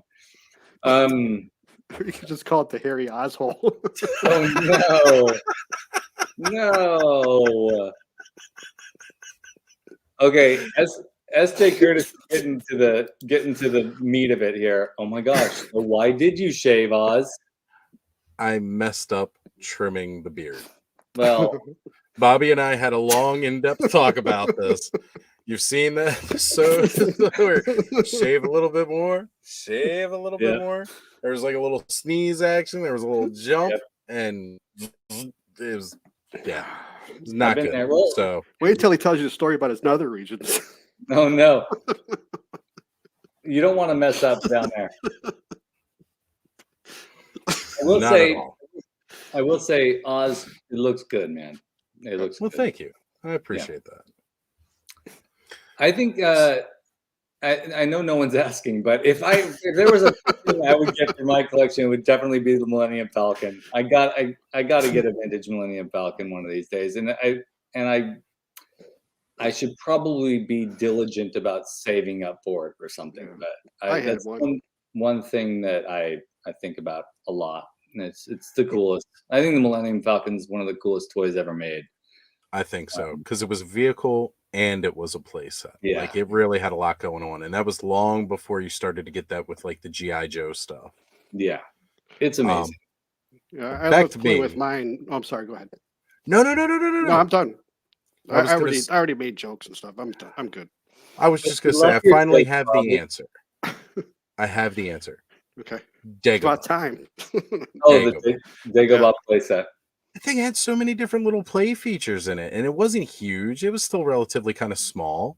Yeah. But, you had that pit that R2 could sink in. You had the thing where Luke could, balance upside down. You had the little fight thing on the back of it for your Luke and Darth Vader figure. It was a really cool play set. It's very simple. Very simple. It's kind of like how I said Fright Zone for, the Motu playset thing. It's just packed full of play features. I agree. That's an amazing playset. And that reminded me, another figure that's like top of my list to eventually get is the R2, R2D2 with the sticker attached. It's so hard to get him now in fairly good condition, but I would even take the one with the green lightsaber that pops out. Like it's so hard to find them at a reasonable. The one with the green lightsaber, that's more expensive than the original figure. Is it? Yeah, because the one with the green lightsaber was like one of the last figures that came out, and they were discontinued. So yeah, every time I look, I'm like, it's like I feel like I missed the boat on that. Every good looking R2 out there is real pricey. Really? Oh, okay. I would say I wish I had a double because I'd sell you one of mine. Oh, for like $2. True, I'd buy an R2 for $2 today. Yeah.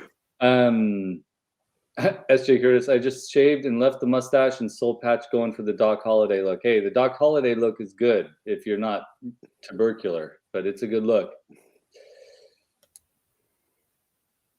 I'm hoping that's all I resemble if I wear a turtleneck. Yeah, did you hear how silent all three of us were while we were reading this? I had to wonder where it was going real quick. Yeah, I didn't know. Oh my god. That's John doing a Bobby joke. Yeah, he was. Hey, stop ripping off my stuff. No. That's copyrighted material. That's right. Everything I say is copyrighted as I say it. It's an ongoing thing. Yeah. He's making money right now. Yeah. Bobby's making money right now. Right now. Jokes. I wish I could hear the chings, but I can't. No. So, gotta say hey to Giraffe. Giraffe. Good to have you here, man. Yeah, I think Bobby's pronouncing it right. I think we might be pronouncing it wrong. Giraffe, right? Giraffe. Like giraffe. But maybe. No, you're right. It could be giraffe. Could be. I don't know. Ever since there was that whole thing about GIF and GIF, I've kind of been out of it. I don't know what's on GIF is peanut butter. That's right. What I say. Right. GIF is peanut butter. Yeah. listen, the chat is going to how many people have shaved today. That's good. I'm glad that we're all talking about that. Keep yourself clean. Keep yourself clean. Keep yourself shaved. Thank you, SJ. Yeah, that's true. It was great. Awesome. So what else? What else can we say about the Star Wars? First of all, I think I think we've answered the question, right? Vintage Star Wars is badass. Yes, it is. Without a doubt. Without a doubt. I mean, sorry, Cracktastic Plastic guys, but it really is such an awesome line. Yeah, kids today might not like it, or people who just started collecting as an adult. But yeah, being there as a kid, Star Wars was. You got excited when you got new figures for them and stuff. They were so fun to get, a lot of fun to play with too. Even though you lose their weapons first day. yeah, They're so small. they're so small. Yeah, and they're black, and you hide and fall on the carpet. Then your mom goes and vacuums them up. Yeah, so done deal. Yeah, pretty much. There's a reason why Hasbro has released a whole Kenner style line of Star Wars action. Oh yeah. Well, it's all the nostalgia stuff. Yeah, and also I want to just say, probably we're of this opinion because we're biased because of nostalgia too. So doesn't make our we're not saying anybody else's opinion is wrong, but right. Man, I think that it's good stuff. And without the Star Wars Kenner line, we wouldn't have everything else that we love. It's true. Bobby's right. Really? Giraffe. Yeah, hey, cool. I always thought it was giraffe because of the giraffe picture. So, but I always call it giraffe. Well, that makes sense. Cool. So he says, "Say it with rage in the heart." I like that. Nice. Giraffe. Giraffe. That's a great name. Yeah. So Elgin says, "No worries. I'll stick to Motu and Predators." I'm right there with you, man. I'll be all about the Motu and the Predators. Too. Yeah, I've been done with Star Wars for years. So yeah. I haven't bought I bought the Big Fortuna was the last Black Series figure I got, and before that I hadn't bought one in ages because I wanted to any Star Wars monies that I was going to put into buying plastic, I wanted to make sure it went to something vintage or vintage inspired. I still want a good modern snowtrooper, and I want a real good modern Tusken Raider as well. I love the Tusken Raider. The snowtrooper. Now, when you say modern, do you mean like Black Series? Or something that's really good looking, like today's day. Something that comes out now. Yeah, the last snowtrooper that they came out with in the Black Series was pretty amazing. Yeah, and I couldn't find it anywhere. Yeah, I had to order it on Amazon. It was pretty amazing. I did sell it, which is I'm kind of regretting now, but it looked good. I need to get a vintage snowtrooper. Really, I think that's where the love began. Yes. But yeah, the Black Series, if you can find a reasonably priced Black Series one, it's good. Yeah, I forgot about it. I'll have to take a look. Yeah. TIE Fighter pilot too. Vintage TIE Fighter pilot is a good one. Yeah, they had good sculpts for those size figures back then for those characters. Yeah. And they were a little bit stylized because they couldn't get all the detail there, but that kind of added to their charm. Yeah, they're I love them. Yeah. I think again for me, one of the main reasons that I really, really love the vintage Star Wars is it kind of set the tone for what a toy line could do and how fun it could be to put out stuff. Because before that, and we were talking about this again a little bit earlier before the show, it's like you had your main good guys, you had your main bad guys, and that was that. You didn't get much else. And then Star Wars came along.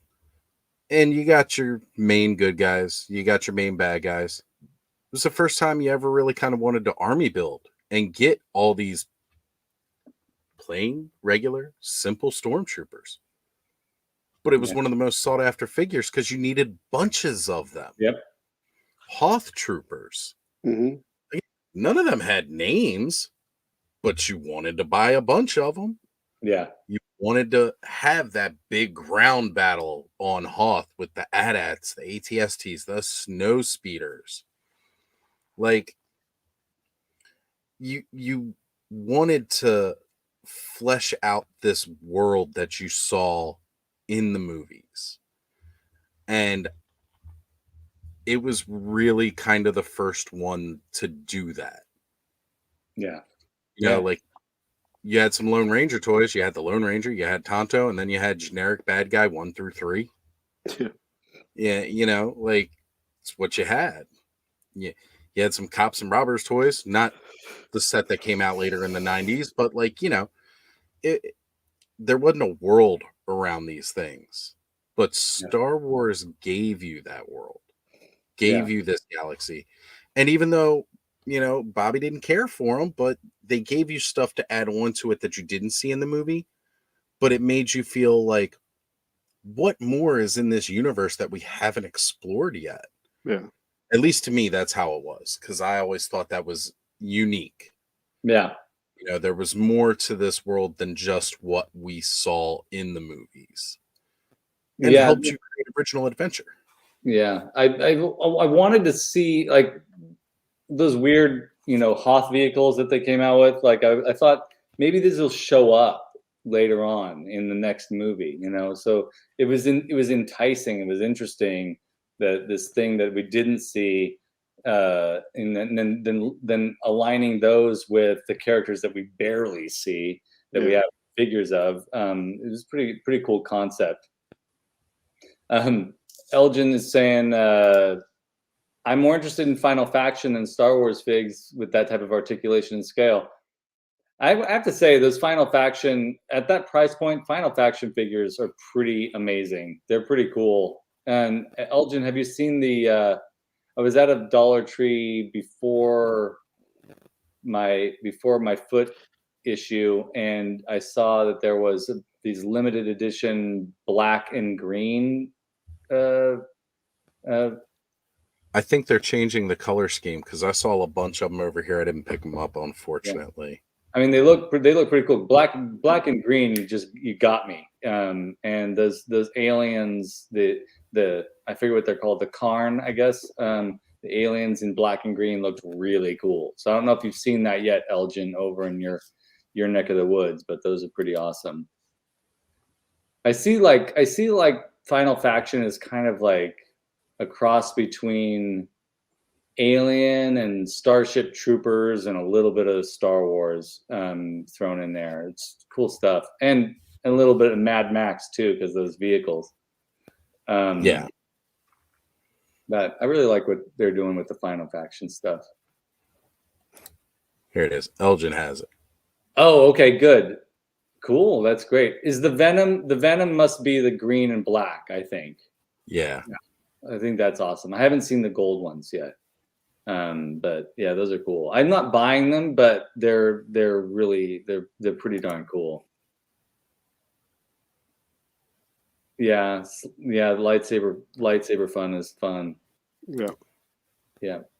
Not a kid out there that didn't take a tube of wrapping paper and like try to put it on the end of a flashlight and be Luke Skywalker. That's right. Just paint it red or wrap it up in red paper. Or use wiffle bats. Bats, yeah.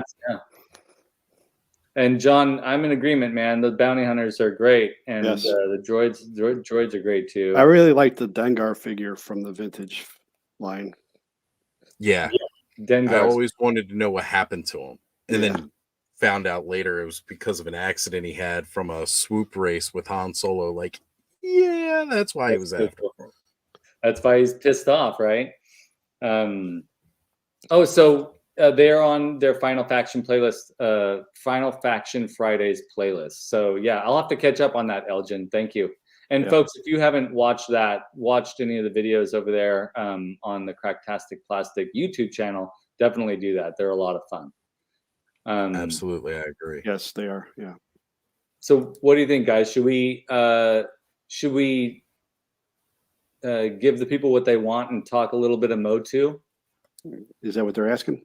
Well, that's why they're here, I think. We because- never did the weekly picks, and I was all Oh, set yeah, and ready let's to go.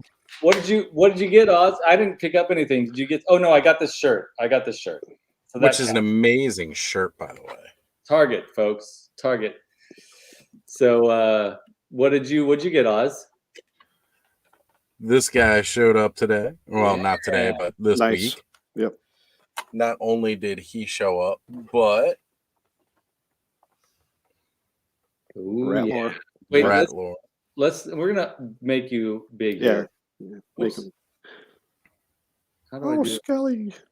I don't want to do that.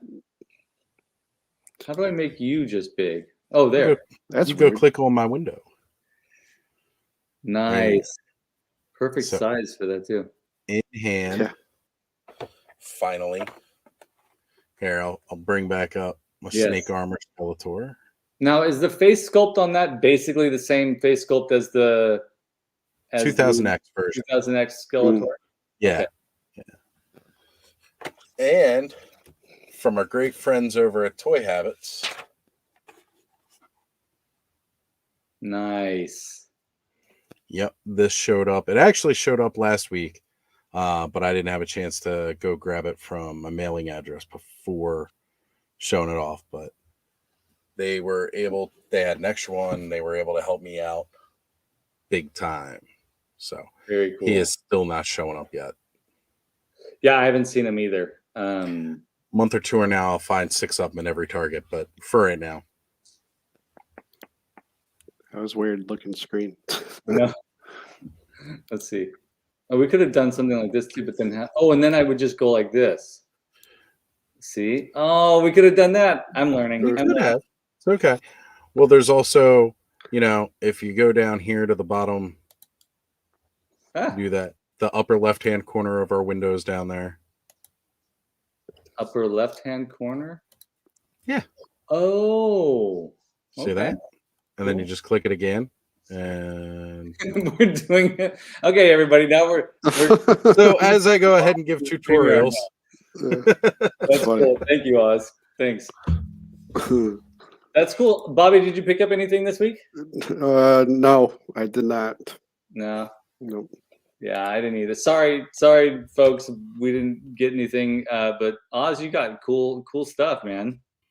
Yep. And well, I've also gotten a recent notification that pile of loot's getting hit. What's in the pile of loot? Do you want to tell us or no?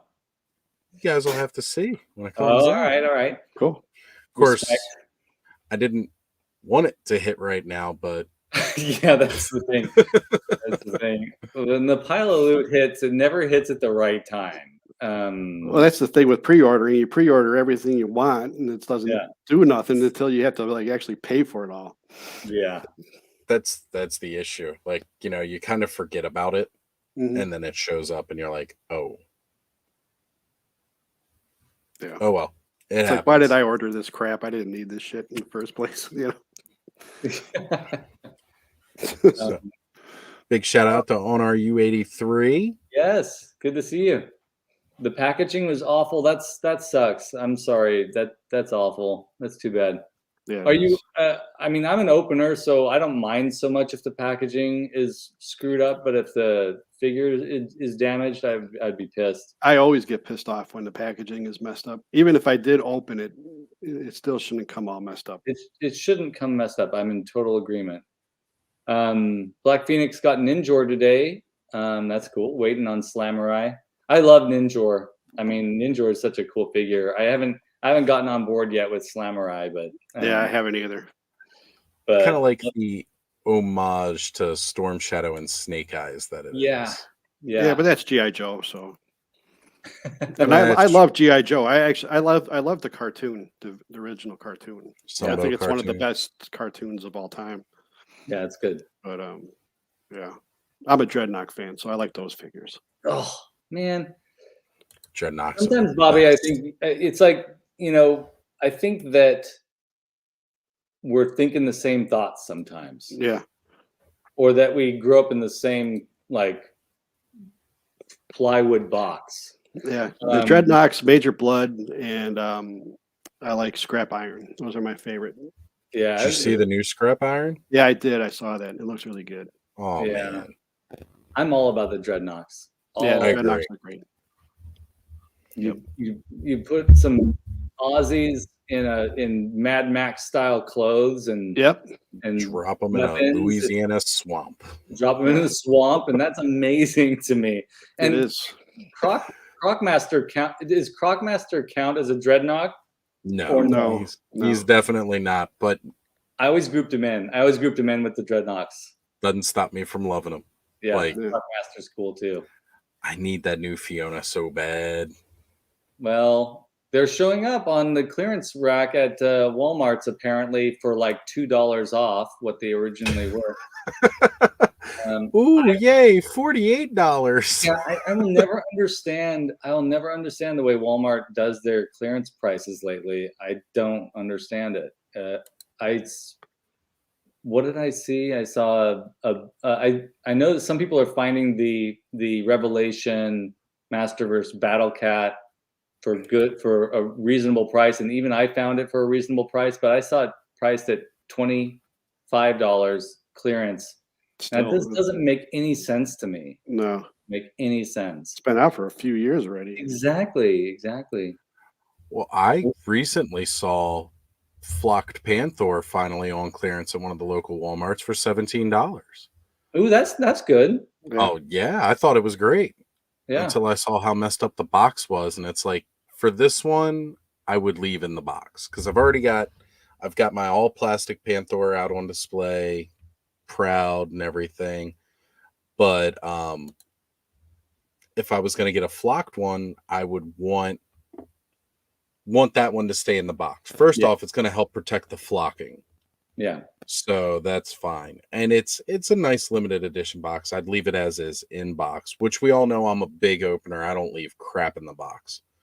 Yeah. But that one I was like, I would probably rather do that and just pass. Had a hard pass because it was messed up. I got the Panther Skeletor 2-pack reaction style. And I kept that in the box because it's flocked, and it's beautiful packaging. It's a good looking set. Yeah. Toys R Us has a lot of flocked Panther. Are they reasonably priced though, Pop Actor? Because it's in Canada. I don't think anything's reasonably priced. Yeah, right. Yeah. Oh, the flocking comes off easy, Elgin. Well, I have mine out of the box. My Panther, I did get the flocked Panther, and I did open him, and I have him in the glass case behind me, and I haven't, taken him out to take. I think I did take him out to take a photo once, but the flocking seems to be fine. Oh, Pop Actor says $69. Wow, that's outrageous. That's outrageous, exactly. Yeah. In talk. Yeah. I didn't realize it was more in talking. Yeah. Yeah, good. Black Phoenix, open that flocked Panther. I mean, it's cool.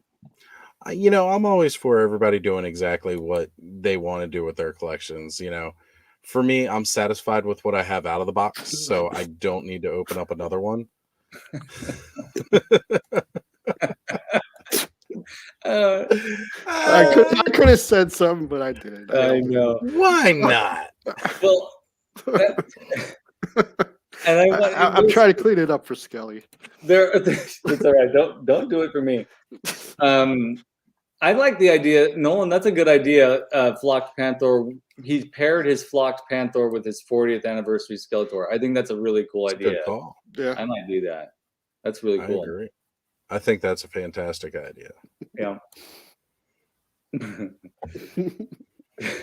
Sorry. I'm being stupid today. I apologize. Are you kidding me? Stop apologizing. Don't apologize. This is why this dynamic works so well. Be completely unapologetically Yeah. you, Bobby, because Well, that's what I was gonna want. say, if he barely touches it, why is it out? Air drying. How did it get out? The question is, how did it get out? He took Right? it out. That's the real question. It's like that Seinfeld episode. Yes, exactly. Oh no, no, yes, that's hilarious. I've got a large pile of loot shipping right now. The day after I shipped more. Oh man, Yeah, that I'm sucks. sorry. That happened to me once. All the I time, shipped everything, then a week later, my mechanic showed up. I'm like, son of a bitch. Oh man, That was the last one I got too. I think the Origins was my the mechanic. mechanic, I think so. Yeah. Besides the exclusive ship, but right? The last one I got from Origins was Frogmonger, which Oz and I are still waiting on. yeah, waiting patiently. But Haven't gotten. It still doesn't even say processing or whatever. that's it says. crazy. I've had mine for over a month. I know. It's not. It's really not fair. It's bad planning on Mattel's part. it's like some of the stuff like ordered before Christmas. It's just now starting to show up. Like, really? Yeah. Again, this guy, friggin' stuff that's in my pile of loot, Yeah. all that stuff. It's like, this really sucks that it's showing up now because I was hoping it had showed up back then. Yeah. But it is what it is. Look, we're not alone, Skelly. Elgin's Okay. waiting. Yeah. Sorry, Elgin. Yeah, it stinks. Are you guys on board with the snake Tila? I think the more I look at her, I think it's a pretty cool design. I want it. Yeah. Yeah, I want all all right. the Snake Men stuff. So Yeah. I'm not huge on the Snake Man, but that Snake Tila looks great. I mean, I love Ratlore and I love Tongue Lashor and I love those characters, but the whole like snake armor thing, I know I just haven't quite gotten into it, but Rattler looks great. this guy was one of my favorite as a kid, and Yeah. just seeing him here now, he's still right up there. You know what I mean? Yeah. Like, just incredible. How about you, Bobby? Snake armor, snake, is it Snake Tila? She's cool. I wanted to get the original 2000X version of her, but I never did. But in Origins, it's okay. Yeah. Yeah, she's not bad. Out of all the newer figures, she's one of the better looking ones. I'm with you on that. Yeah. I'm with you on that for sure. I like that they added more to her. Like, Yeah. they could have easily just went the route of using the one that came with the Telazor 2-pack and painting it up. But no, they added extra to make this one more unique. We got those the shoulder pauldrons on her armor now. They added a slot on her back for the sword, which is really unique. That's so cool. They're making sure that it's not just another repaint. It's a lot of shared parts. Different boots too. Completely different boots. So SJ was asking. Oh, go ahead. I like the paint applications. I like that it's not scales all over the place. I like that it's showing up in like particular areas. I like that it's stylized. It's I like that. It's cool. I see what you brought up here. SJ Curtis, are any of you into making scenes and dioramas? Well, yeah. Go ahead. What were you going to say? Yeah. So go ahead and check out. I got some build videos on my channel, and I'm going to start posting some more build videos here pretty soon. But I've made a Grayskull, I've made a Snake Mountain, and I've made a Fright Zone. And I guess those count as dioramas, even though they're more like play sets. But yeah, making those was a lot of fun, and taking photos with them was a lot of fun. They belong to somebody else now, but I am going to be starting to work on another like giant Snake Mountain play set too, if that's what you're asking about. I'm looking forward to seeing that one. Yeah, I am too. I'm excited about it too. anxious actually. Like I'm like chomping at the bit, wanting to get out there and work, but the weather's working against me, and my foot was working against me too. Yeah, you got some storms going by you too now, right? It's crazy. Today was insane. Like this afternoon, probably around like 3 p.m., it got real crazy here. Oh man. And we're a little concerned because it's a warmer rain, and the snow was just the snow not too, a couple weeks ago was really intense, and it's still there, and all that snow melt's going to come down into the valley here, and we're a little concerned, but it'll probably be fine. Just get out your surfboard. Yeah, I'll take the trucks off my skateboard and get out there and screw up my feet again. You got to plug the holes in it though, otherwise it don't work. Yeah, that's very, very true. Very true. When we would get I found that out the hard way. Which Skeletor is coming with Screech? That's Do you guys remember the original 2-pack? The vintage one. Yeah, it would be cool if they did just a version of that, right? Like, I'm almost assuming they would. Yeah, I think it would be a good homage to the original if they kept it that way. Yeah, I'm sure. Which version of Skeletor would you guys want to see though? Like the Wave 1 Origins Skeletor with the open mouth, or the vintage one, or would you want them to try? Because I don't really the vintage style head that they should make a better vintage style head. That's what I'm hoping for too. I think so too. Something that more closely resembles what we had as a kid. Yeah. I mean, I'm glad they did a vintage style head, but it's called style. It's not even. It's not. In my opinion, it doesn't quite get. No, it does not at all. Yeah. Collecting and hobbies maximum. Welcome back. Star Wars was cool back in the vintage times. Best thing at that time by far. Absolutely. Yep. Still cool. Cool. Still cool. Just not was. Still is. But it still is popular too. People still collecting it. Yep. 40 years from Return of the Jedi on, and it's in demand still. Yeah. Highly in demand. Yes. Expensive now too. Yeah, absolutely. So depressing. And we've got Brushstroke joining us a little late, but saying he's here. Yeah. We're just about to finish here, right? Yeah. That's all right. Or the evil angry head. Which one is that one where he's like pissed off? He's got that scowl look on battle armor. Yeah. That would be good. I just think though they gotta give us they gave us a pretty good like vintage style He-Man head. Yeah, they have. Yeah.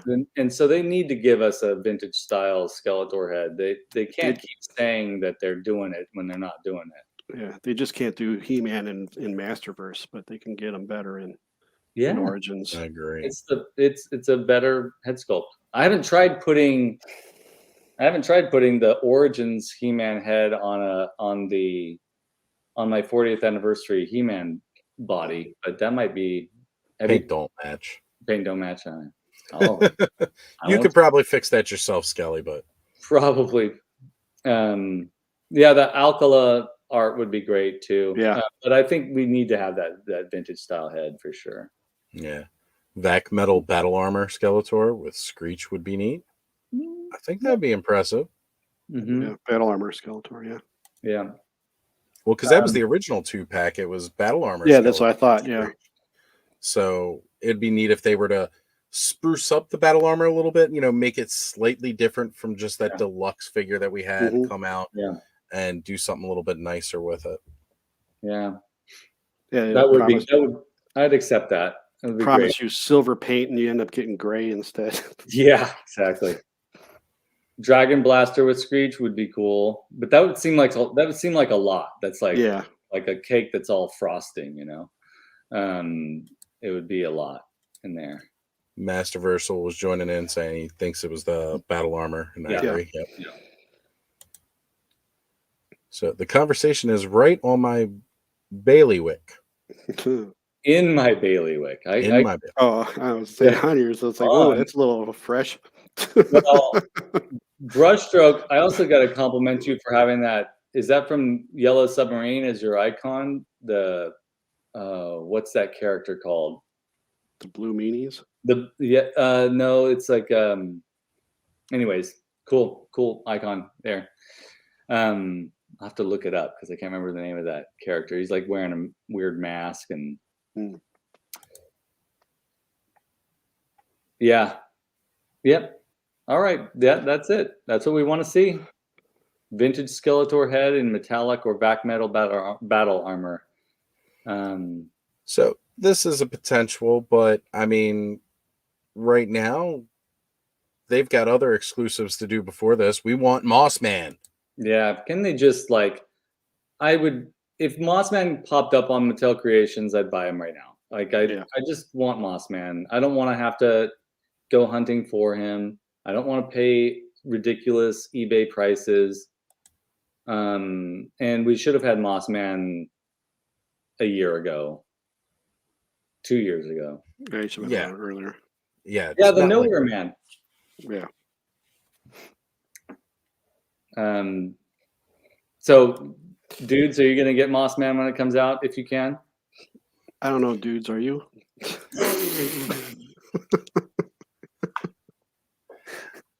Totally. I had to, man. Bobby, I literally just said I was gonna get him. I know. No, I know. But you said, "Hey, dudes, you gonna get him?" I said, "I don't know. Are you dudes?" I'm just making fun of you. That's awesome. I love it. I don't know. I don't know. I have the vintage. I'm happy with the vintage one. Yeah. Yeah.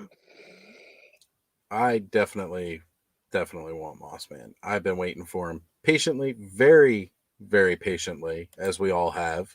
Yeah. Because it's not like it's been really hard to put out there since Wave 1. Right. But he does have those extra heads, though, right? He's coming out with extra heads. Yeah, he's coming with the Lords of Power head. So we get that. You get the flail-like mace from Pighead. That's going to be coming with him in the brown color, as well as his normal mace that he has. So, I mean, and the yellow armor too. He's gonna get the accessory set armor. Yeah. I mean, they're giving us little extras to make it that more deluxe style figure, which is good. Well, it's going to be a deluxe, right? Yeah, it's going to be. But I'm kind of sick of waiting for it. I want it to be here. He was one of my all-time favorites as a kid, and I kind of want. He should be here. Where is he? Where is he? Why can't I have him? Because he's camouflage. You can't see him yet. Where's Mossman? Oh, I'm sorry, Pop Actor. I do care. I hope he comes with the smell. I know we can add it later, but I want him to come with this. I want to open that package and have that moment. The pine. The pine smell. And we didn't get it with Stinkor, so that Stinkor was disappointing because I bought one to open. He was a stinker. Yeah, I bought it. I opened him. I was so excited to open Stinkor. And I was trying to figure out what he smelled like. I thought it was like like he smelled like a Band-Aid, like melted plastic, or it just smelled like something like a rubber balloon. I couldn't figure it out what it was, but I knew I smelled the smell before. Yep. The only thing that popped in my head was Band-Aids, but yeah, that's pretty close to what he smelled like. Yeah. He definitely did not smell like Stinkor. That's for sure. No. Yeah, you want it to smell like shit, so it's Well, they certainly made that. Yeah. Yeah. I honestly, I think I don't want to sound like, I know I keep like a broken record, but the two things I'm looking forward to the most from Origins is Snake Mountain and Mossman. I'm not really super excited about the many of the other new releases that they've announced. I'm with you on that. Yeah, collecting hobbies. Thank you for reminding us. Yes, hit that like button, people. Come on, guys. We're at 19 likes right now. We can hit 20 before the end of the show. If you haven't slapped that like button, go smack it right now. It's been talking trash. It actually likes to be touched. Unlike Pop Actor. Yeah. Just joking, Pop Actor. We love you, Rick.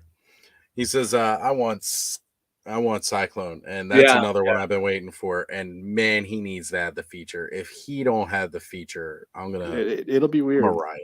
Yeah, you could just take him and swing him around with his leg. Yeah, hold him by one leg. Do this. It's like those rattle toys. So there was a lot of craziness with the Mondo trap jaw this week. Yeah, we're going crazy for that. Way out of my price range, but such a cool figure. And I'm anxious to see what they're, because we saw the design of the Beast Man. Yeah, that looked cool, doesn't it?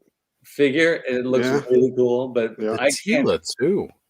I want. Oh yeah, Tila looks good too for sure. But I gotta see photos of that Beast Man. Yeah, me too. I'm chomping at the bit a little bit for that. But it's not like I'm gonna get it. But it'll be cool to see what it looks like. Yeah, I'm excited to see what that one looks like as well. I feel like the Mondo designs are getting better. They are. Yeah. Their first few, I didn't care too much. They tried changing a lot of stuff, but now they're getting good at it. Yeah, I was highly critical of their merman. But he looks so frightening though. And their Man at Arms, I didn't like him either, and I'm a huge Man at Arms fan. Yeah. But they're getting better. I think that trap jaw is really impressive. So yeah, it is. Beast Man, I might have to. Yeah, I'm with you, Nolan. Now, I don't know if you guys woke up and saw it today, but one of our big brothers, one of our biggest channel friends this morning made a very big announcement. You missed out. Yeah. So for those of you who don't know, go over and watch. Mega J did a premiere this morning where people were so touched, the guys at Mondo were so touched that the fans raised money for Mega J with super chats so that he'd get a trap jaw. And Mondo reached out to Jay, and they are going to do a giveaway on his channel. So go check him out if you are really super interested in getting trap jaw. Hint to anybody here that might have missed him. Yeah, right. I went over there and I signed up my name on there. Oh, I did too. Yeah. See, I didn't because for Mondo. Yeah, I did it because I would rather have somebody else win it than me. So. Oh, that's what makes Bobby True Blue, man. So true. But yeah, I've gone ahead and signed up to hopefully possibly win a trap jaw next week. So we'll find out. But he's got a great giveaway going on. And the fact that Mondo reached out to him about it too, that means they're watching his channel. Yeah. It makes sense. I mean, they got to have somebody that they've hired to monitor these things and see what people are saying out there, because YouTube is the place to find this information. And yes, it is. It's amazing. Yeah, Jay is a very generous YouTuber, and not only with his knowledge, but also with his with how he gives back to the community. So it makes a lot of sense that they would see that and be touched by the response that the community had to him in raising that money for him. So it's very, very cool. Yeah, it is. I agree. Yeah, it's one of those great things about Jay. There's never been a time I can think of where I asked Jay for help with something and the man has ever turned me down. Yeah. Mega J is one of the best. Yeah. Rio Blast in the Origins line. Yeah, that would be cool. I'm kind of a little bit more, I'd be interested to see, because I've been rewatching She-Ra. It'd be interesting to see Colonel Blast, who is the Horde version of Rio Blast. A deep cut like that would be really cool. I was never a huge fan of Rio Blast, but he's a cool figure. But then when I rediscovered Colonel Blast, I was like, that would be badass, because it's a Horde Trooper costume, but with all the guns that pop out. Right. Yep. Yeah, he's cool. Well, guess what's cool about that? If we get Rio Blast, we've already got a Horde Trooper. Mm-hmm. Why not? Why not?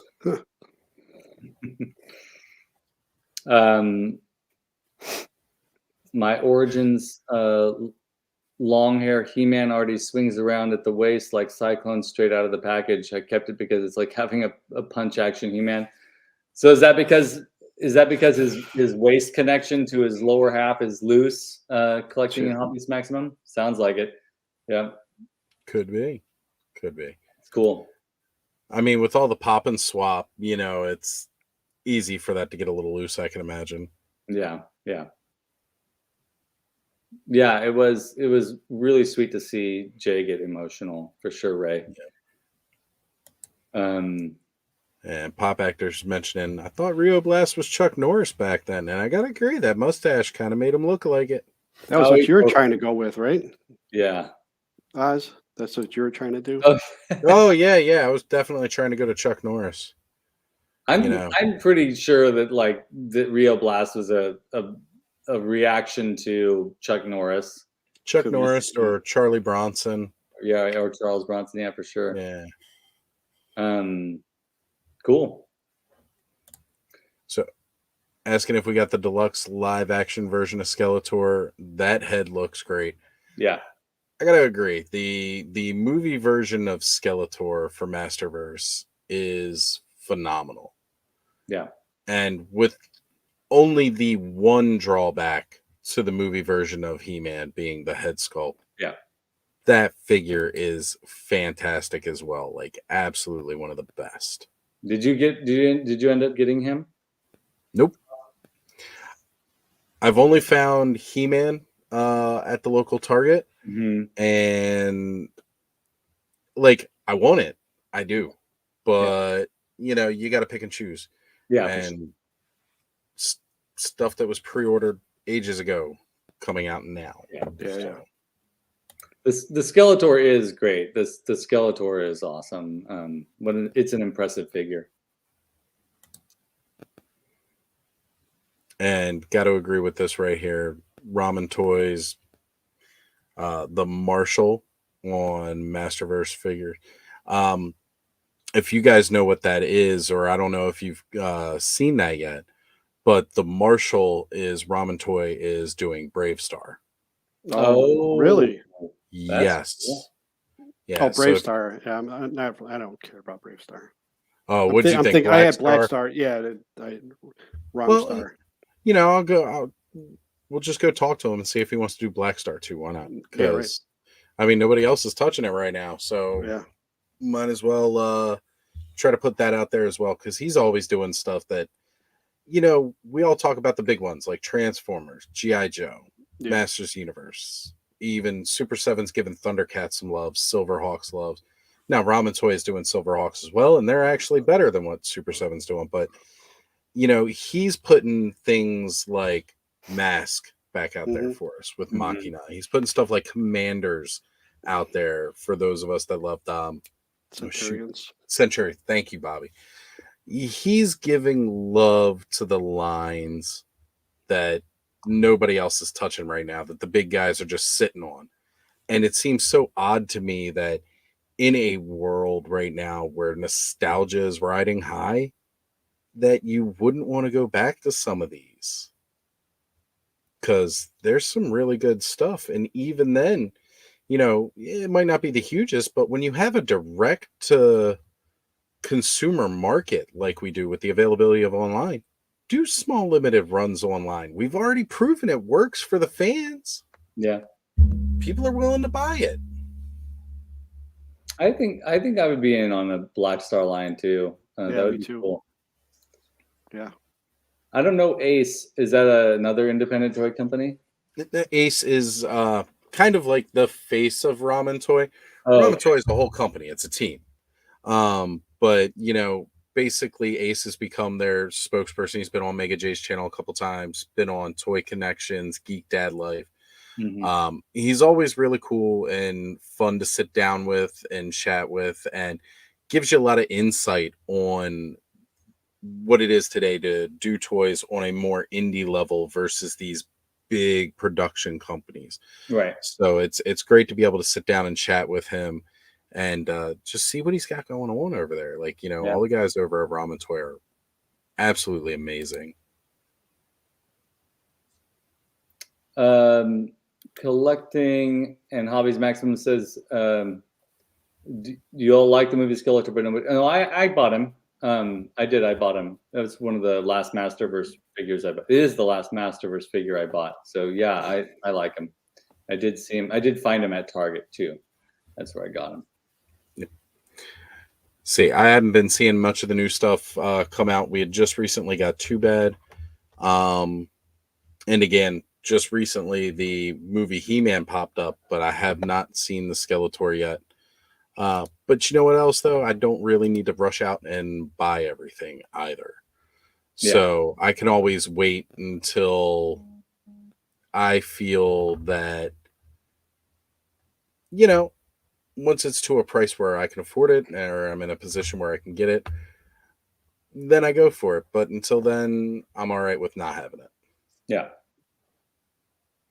You know what? To end tonight's show, what I'd like to do is invite.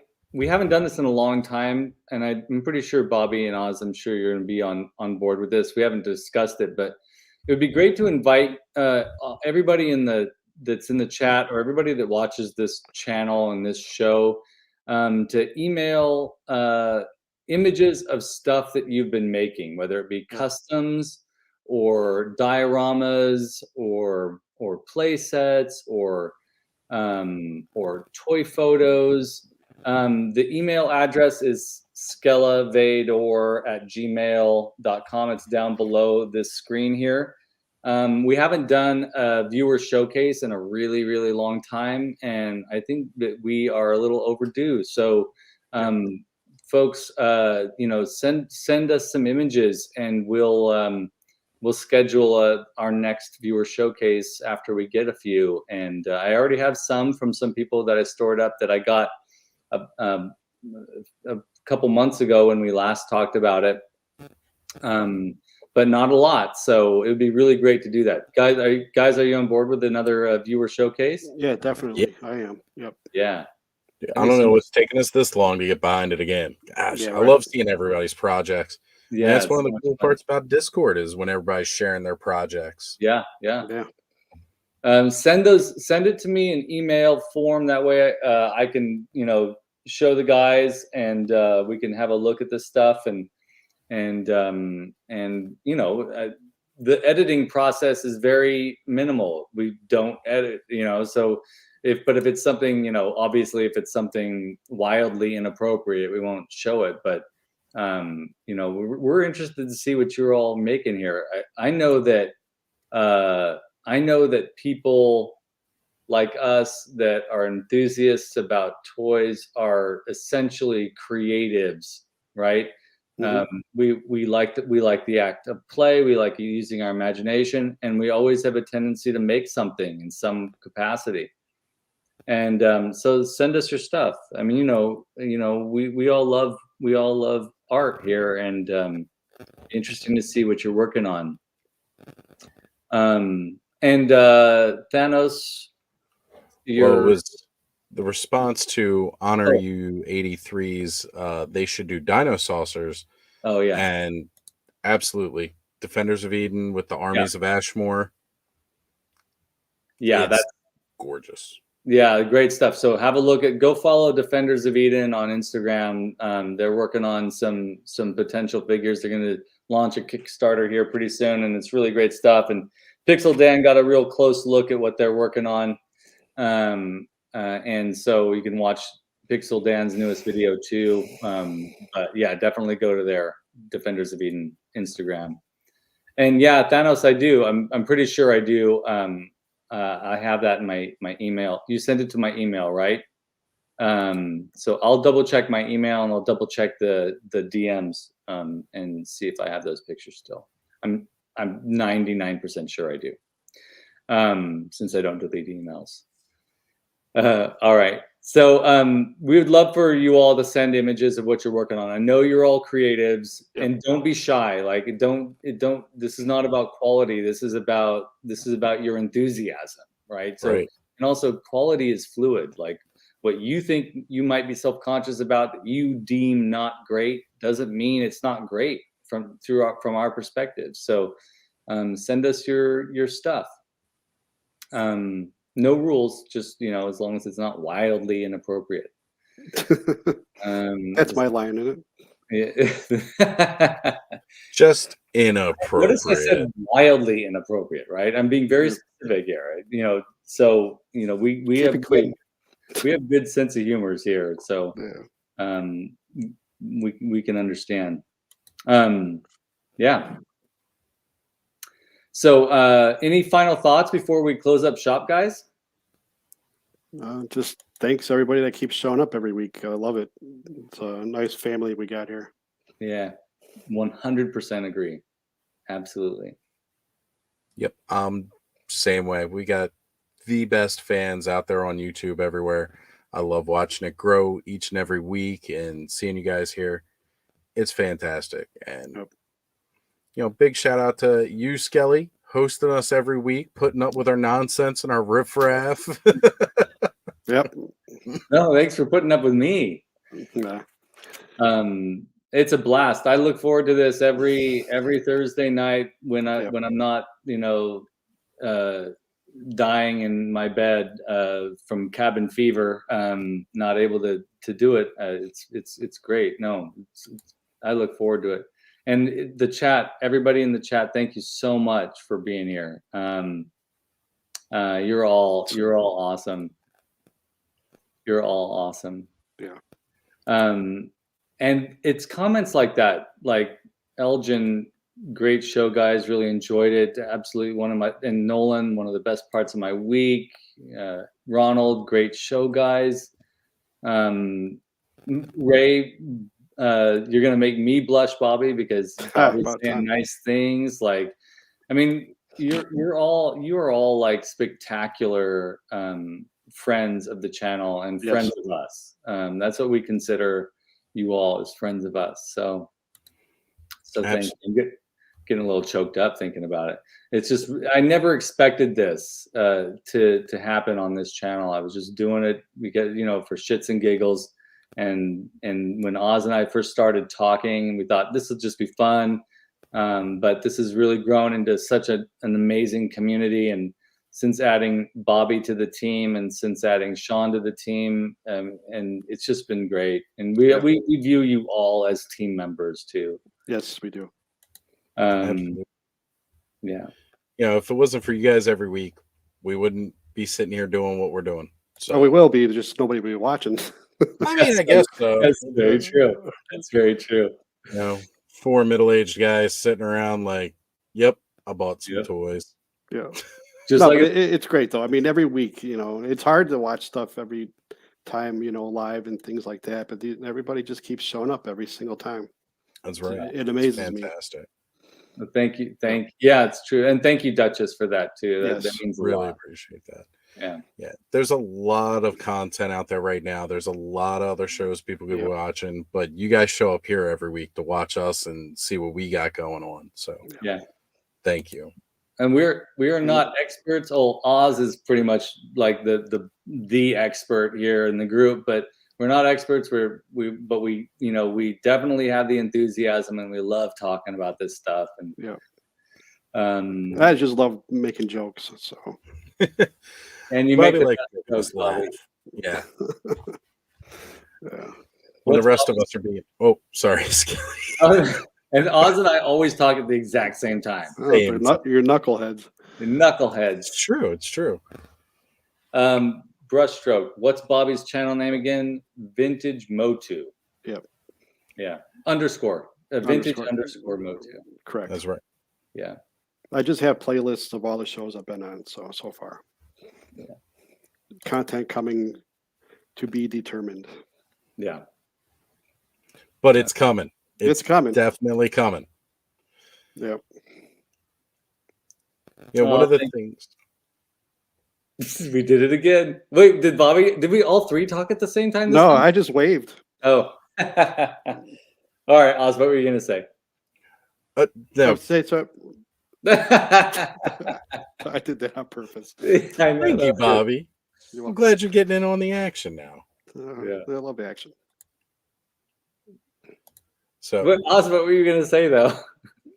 oh no, I was just gonna say, like, one of the best things that I've really, really enjoyed lately in the past few weeks, when everybody's got us streaming on their big screen TVs and stuff like that, It's cool. you guys sharing that picture, tag us in it, tag us individually in it, so that way we get notified and we can share it and spread it around. I mean, I've been using that hashtag Toy Frenzy Fam quite a bit all over IG for those pictures. That is one of the coolest things ever. Not to mention, it's helping other people get to see what's going on and what we're talking about. So, guys, keep doing that. Keep spreading that Toy Frenzy Fam love all around. Yeah, I share everybody's that tags me in it. So Yeah. because sometimes I don't get to see them, but if I'm tagged in it, I'll see it. Yep. Exactly. And right here, Sir Clifton saying hashtag collecting family. He said it a little bit earlier in the chat, and here it is again.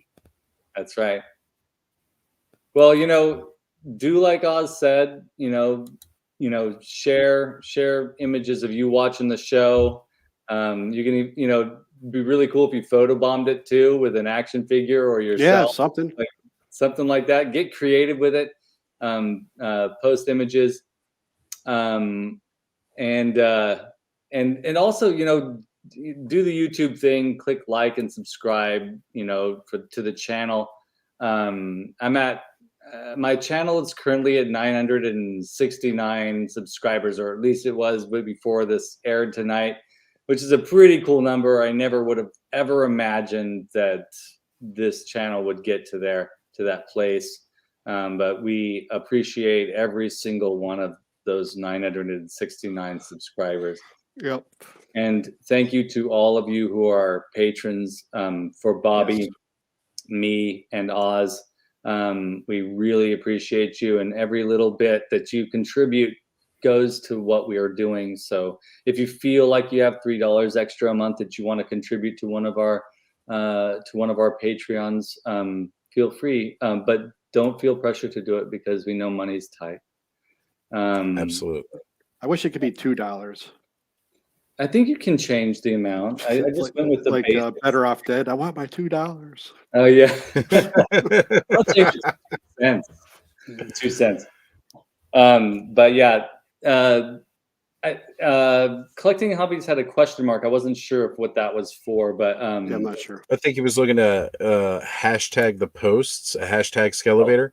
Okay. You can at skele vader, at Bobby or Vintage Motu, or at Ostrama's Toys. You can do all three of us, any one of us. But when we see that, then we share it and let everybody else see what's going on. Yeah, because and we hashtag it up. That goes into our direct messages. So mention us. And that's how we'll know, and we'll promote you through that too. That's part of what we're all about. And I'm not the, everyone that is in our, chats on Instagram and in Discord, I'm not the best at, following up with those things and those conversations, but I chime in when I can. But it's so much fun to see this conversation going on, and all the love in there. It's cool. Yeah. It's not about us three. It's about all of them. So exactly. Thank you, Bobby. That's exactly it. Pop Actor, I wish it was $200. Hey, look, you got to sign up for an initial amount, but then after that, you can choose how much you want to pay. Yeah, I found out. I was not aware it's worked like that, but go ahead. So, and if your contribution, like I said, your contributions go to the channel. We're talking about making some Toy Frenzy stickers. So all that, whatever comes into the channel goes back to you in some way. So just remember that. That's right. We try and figure out ways to make that happen. So anyways, thank you all so much for being here tonight. This was a blast. We don't even know what we're going to talk about next week, but that's kind of how we roll. We're really excited for whatever it's going to be.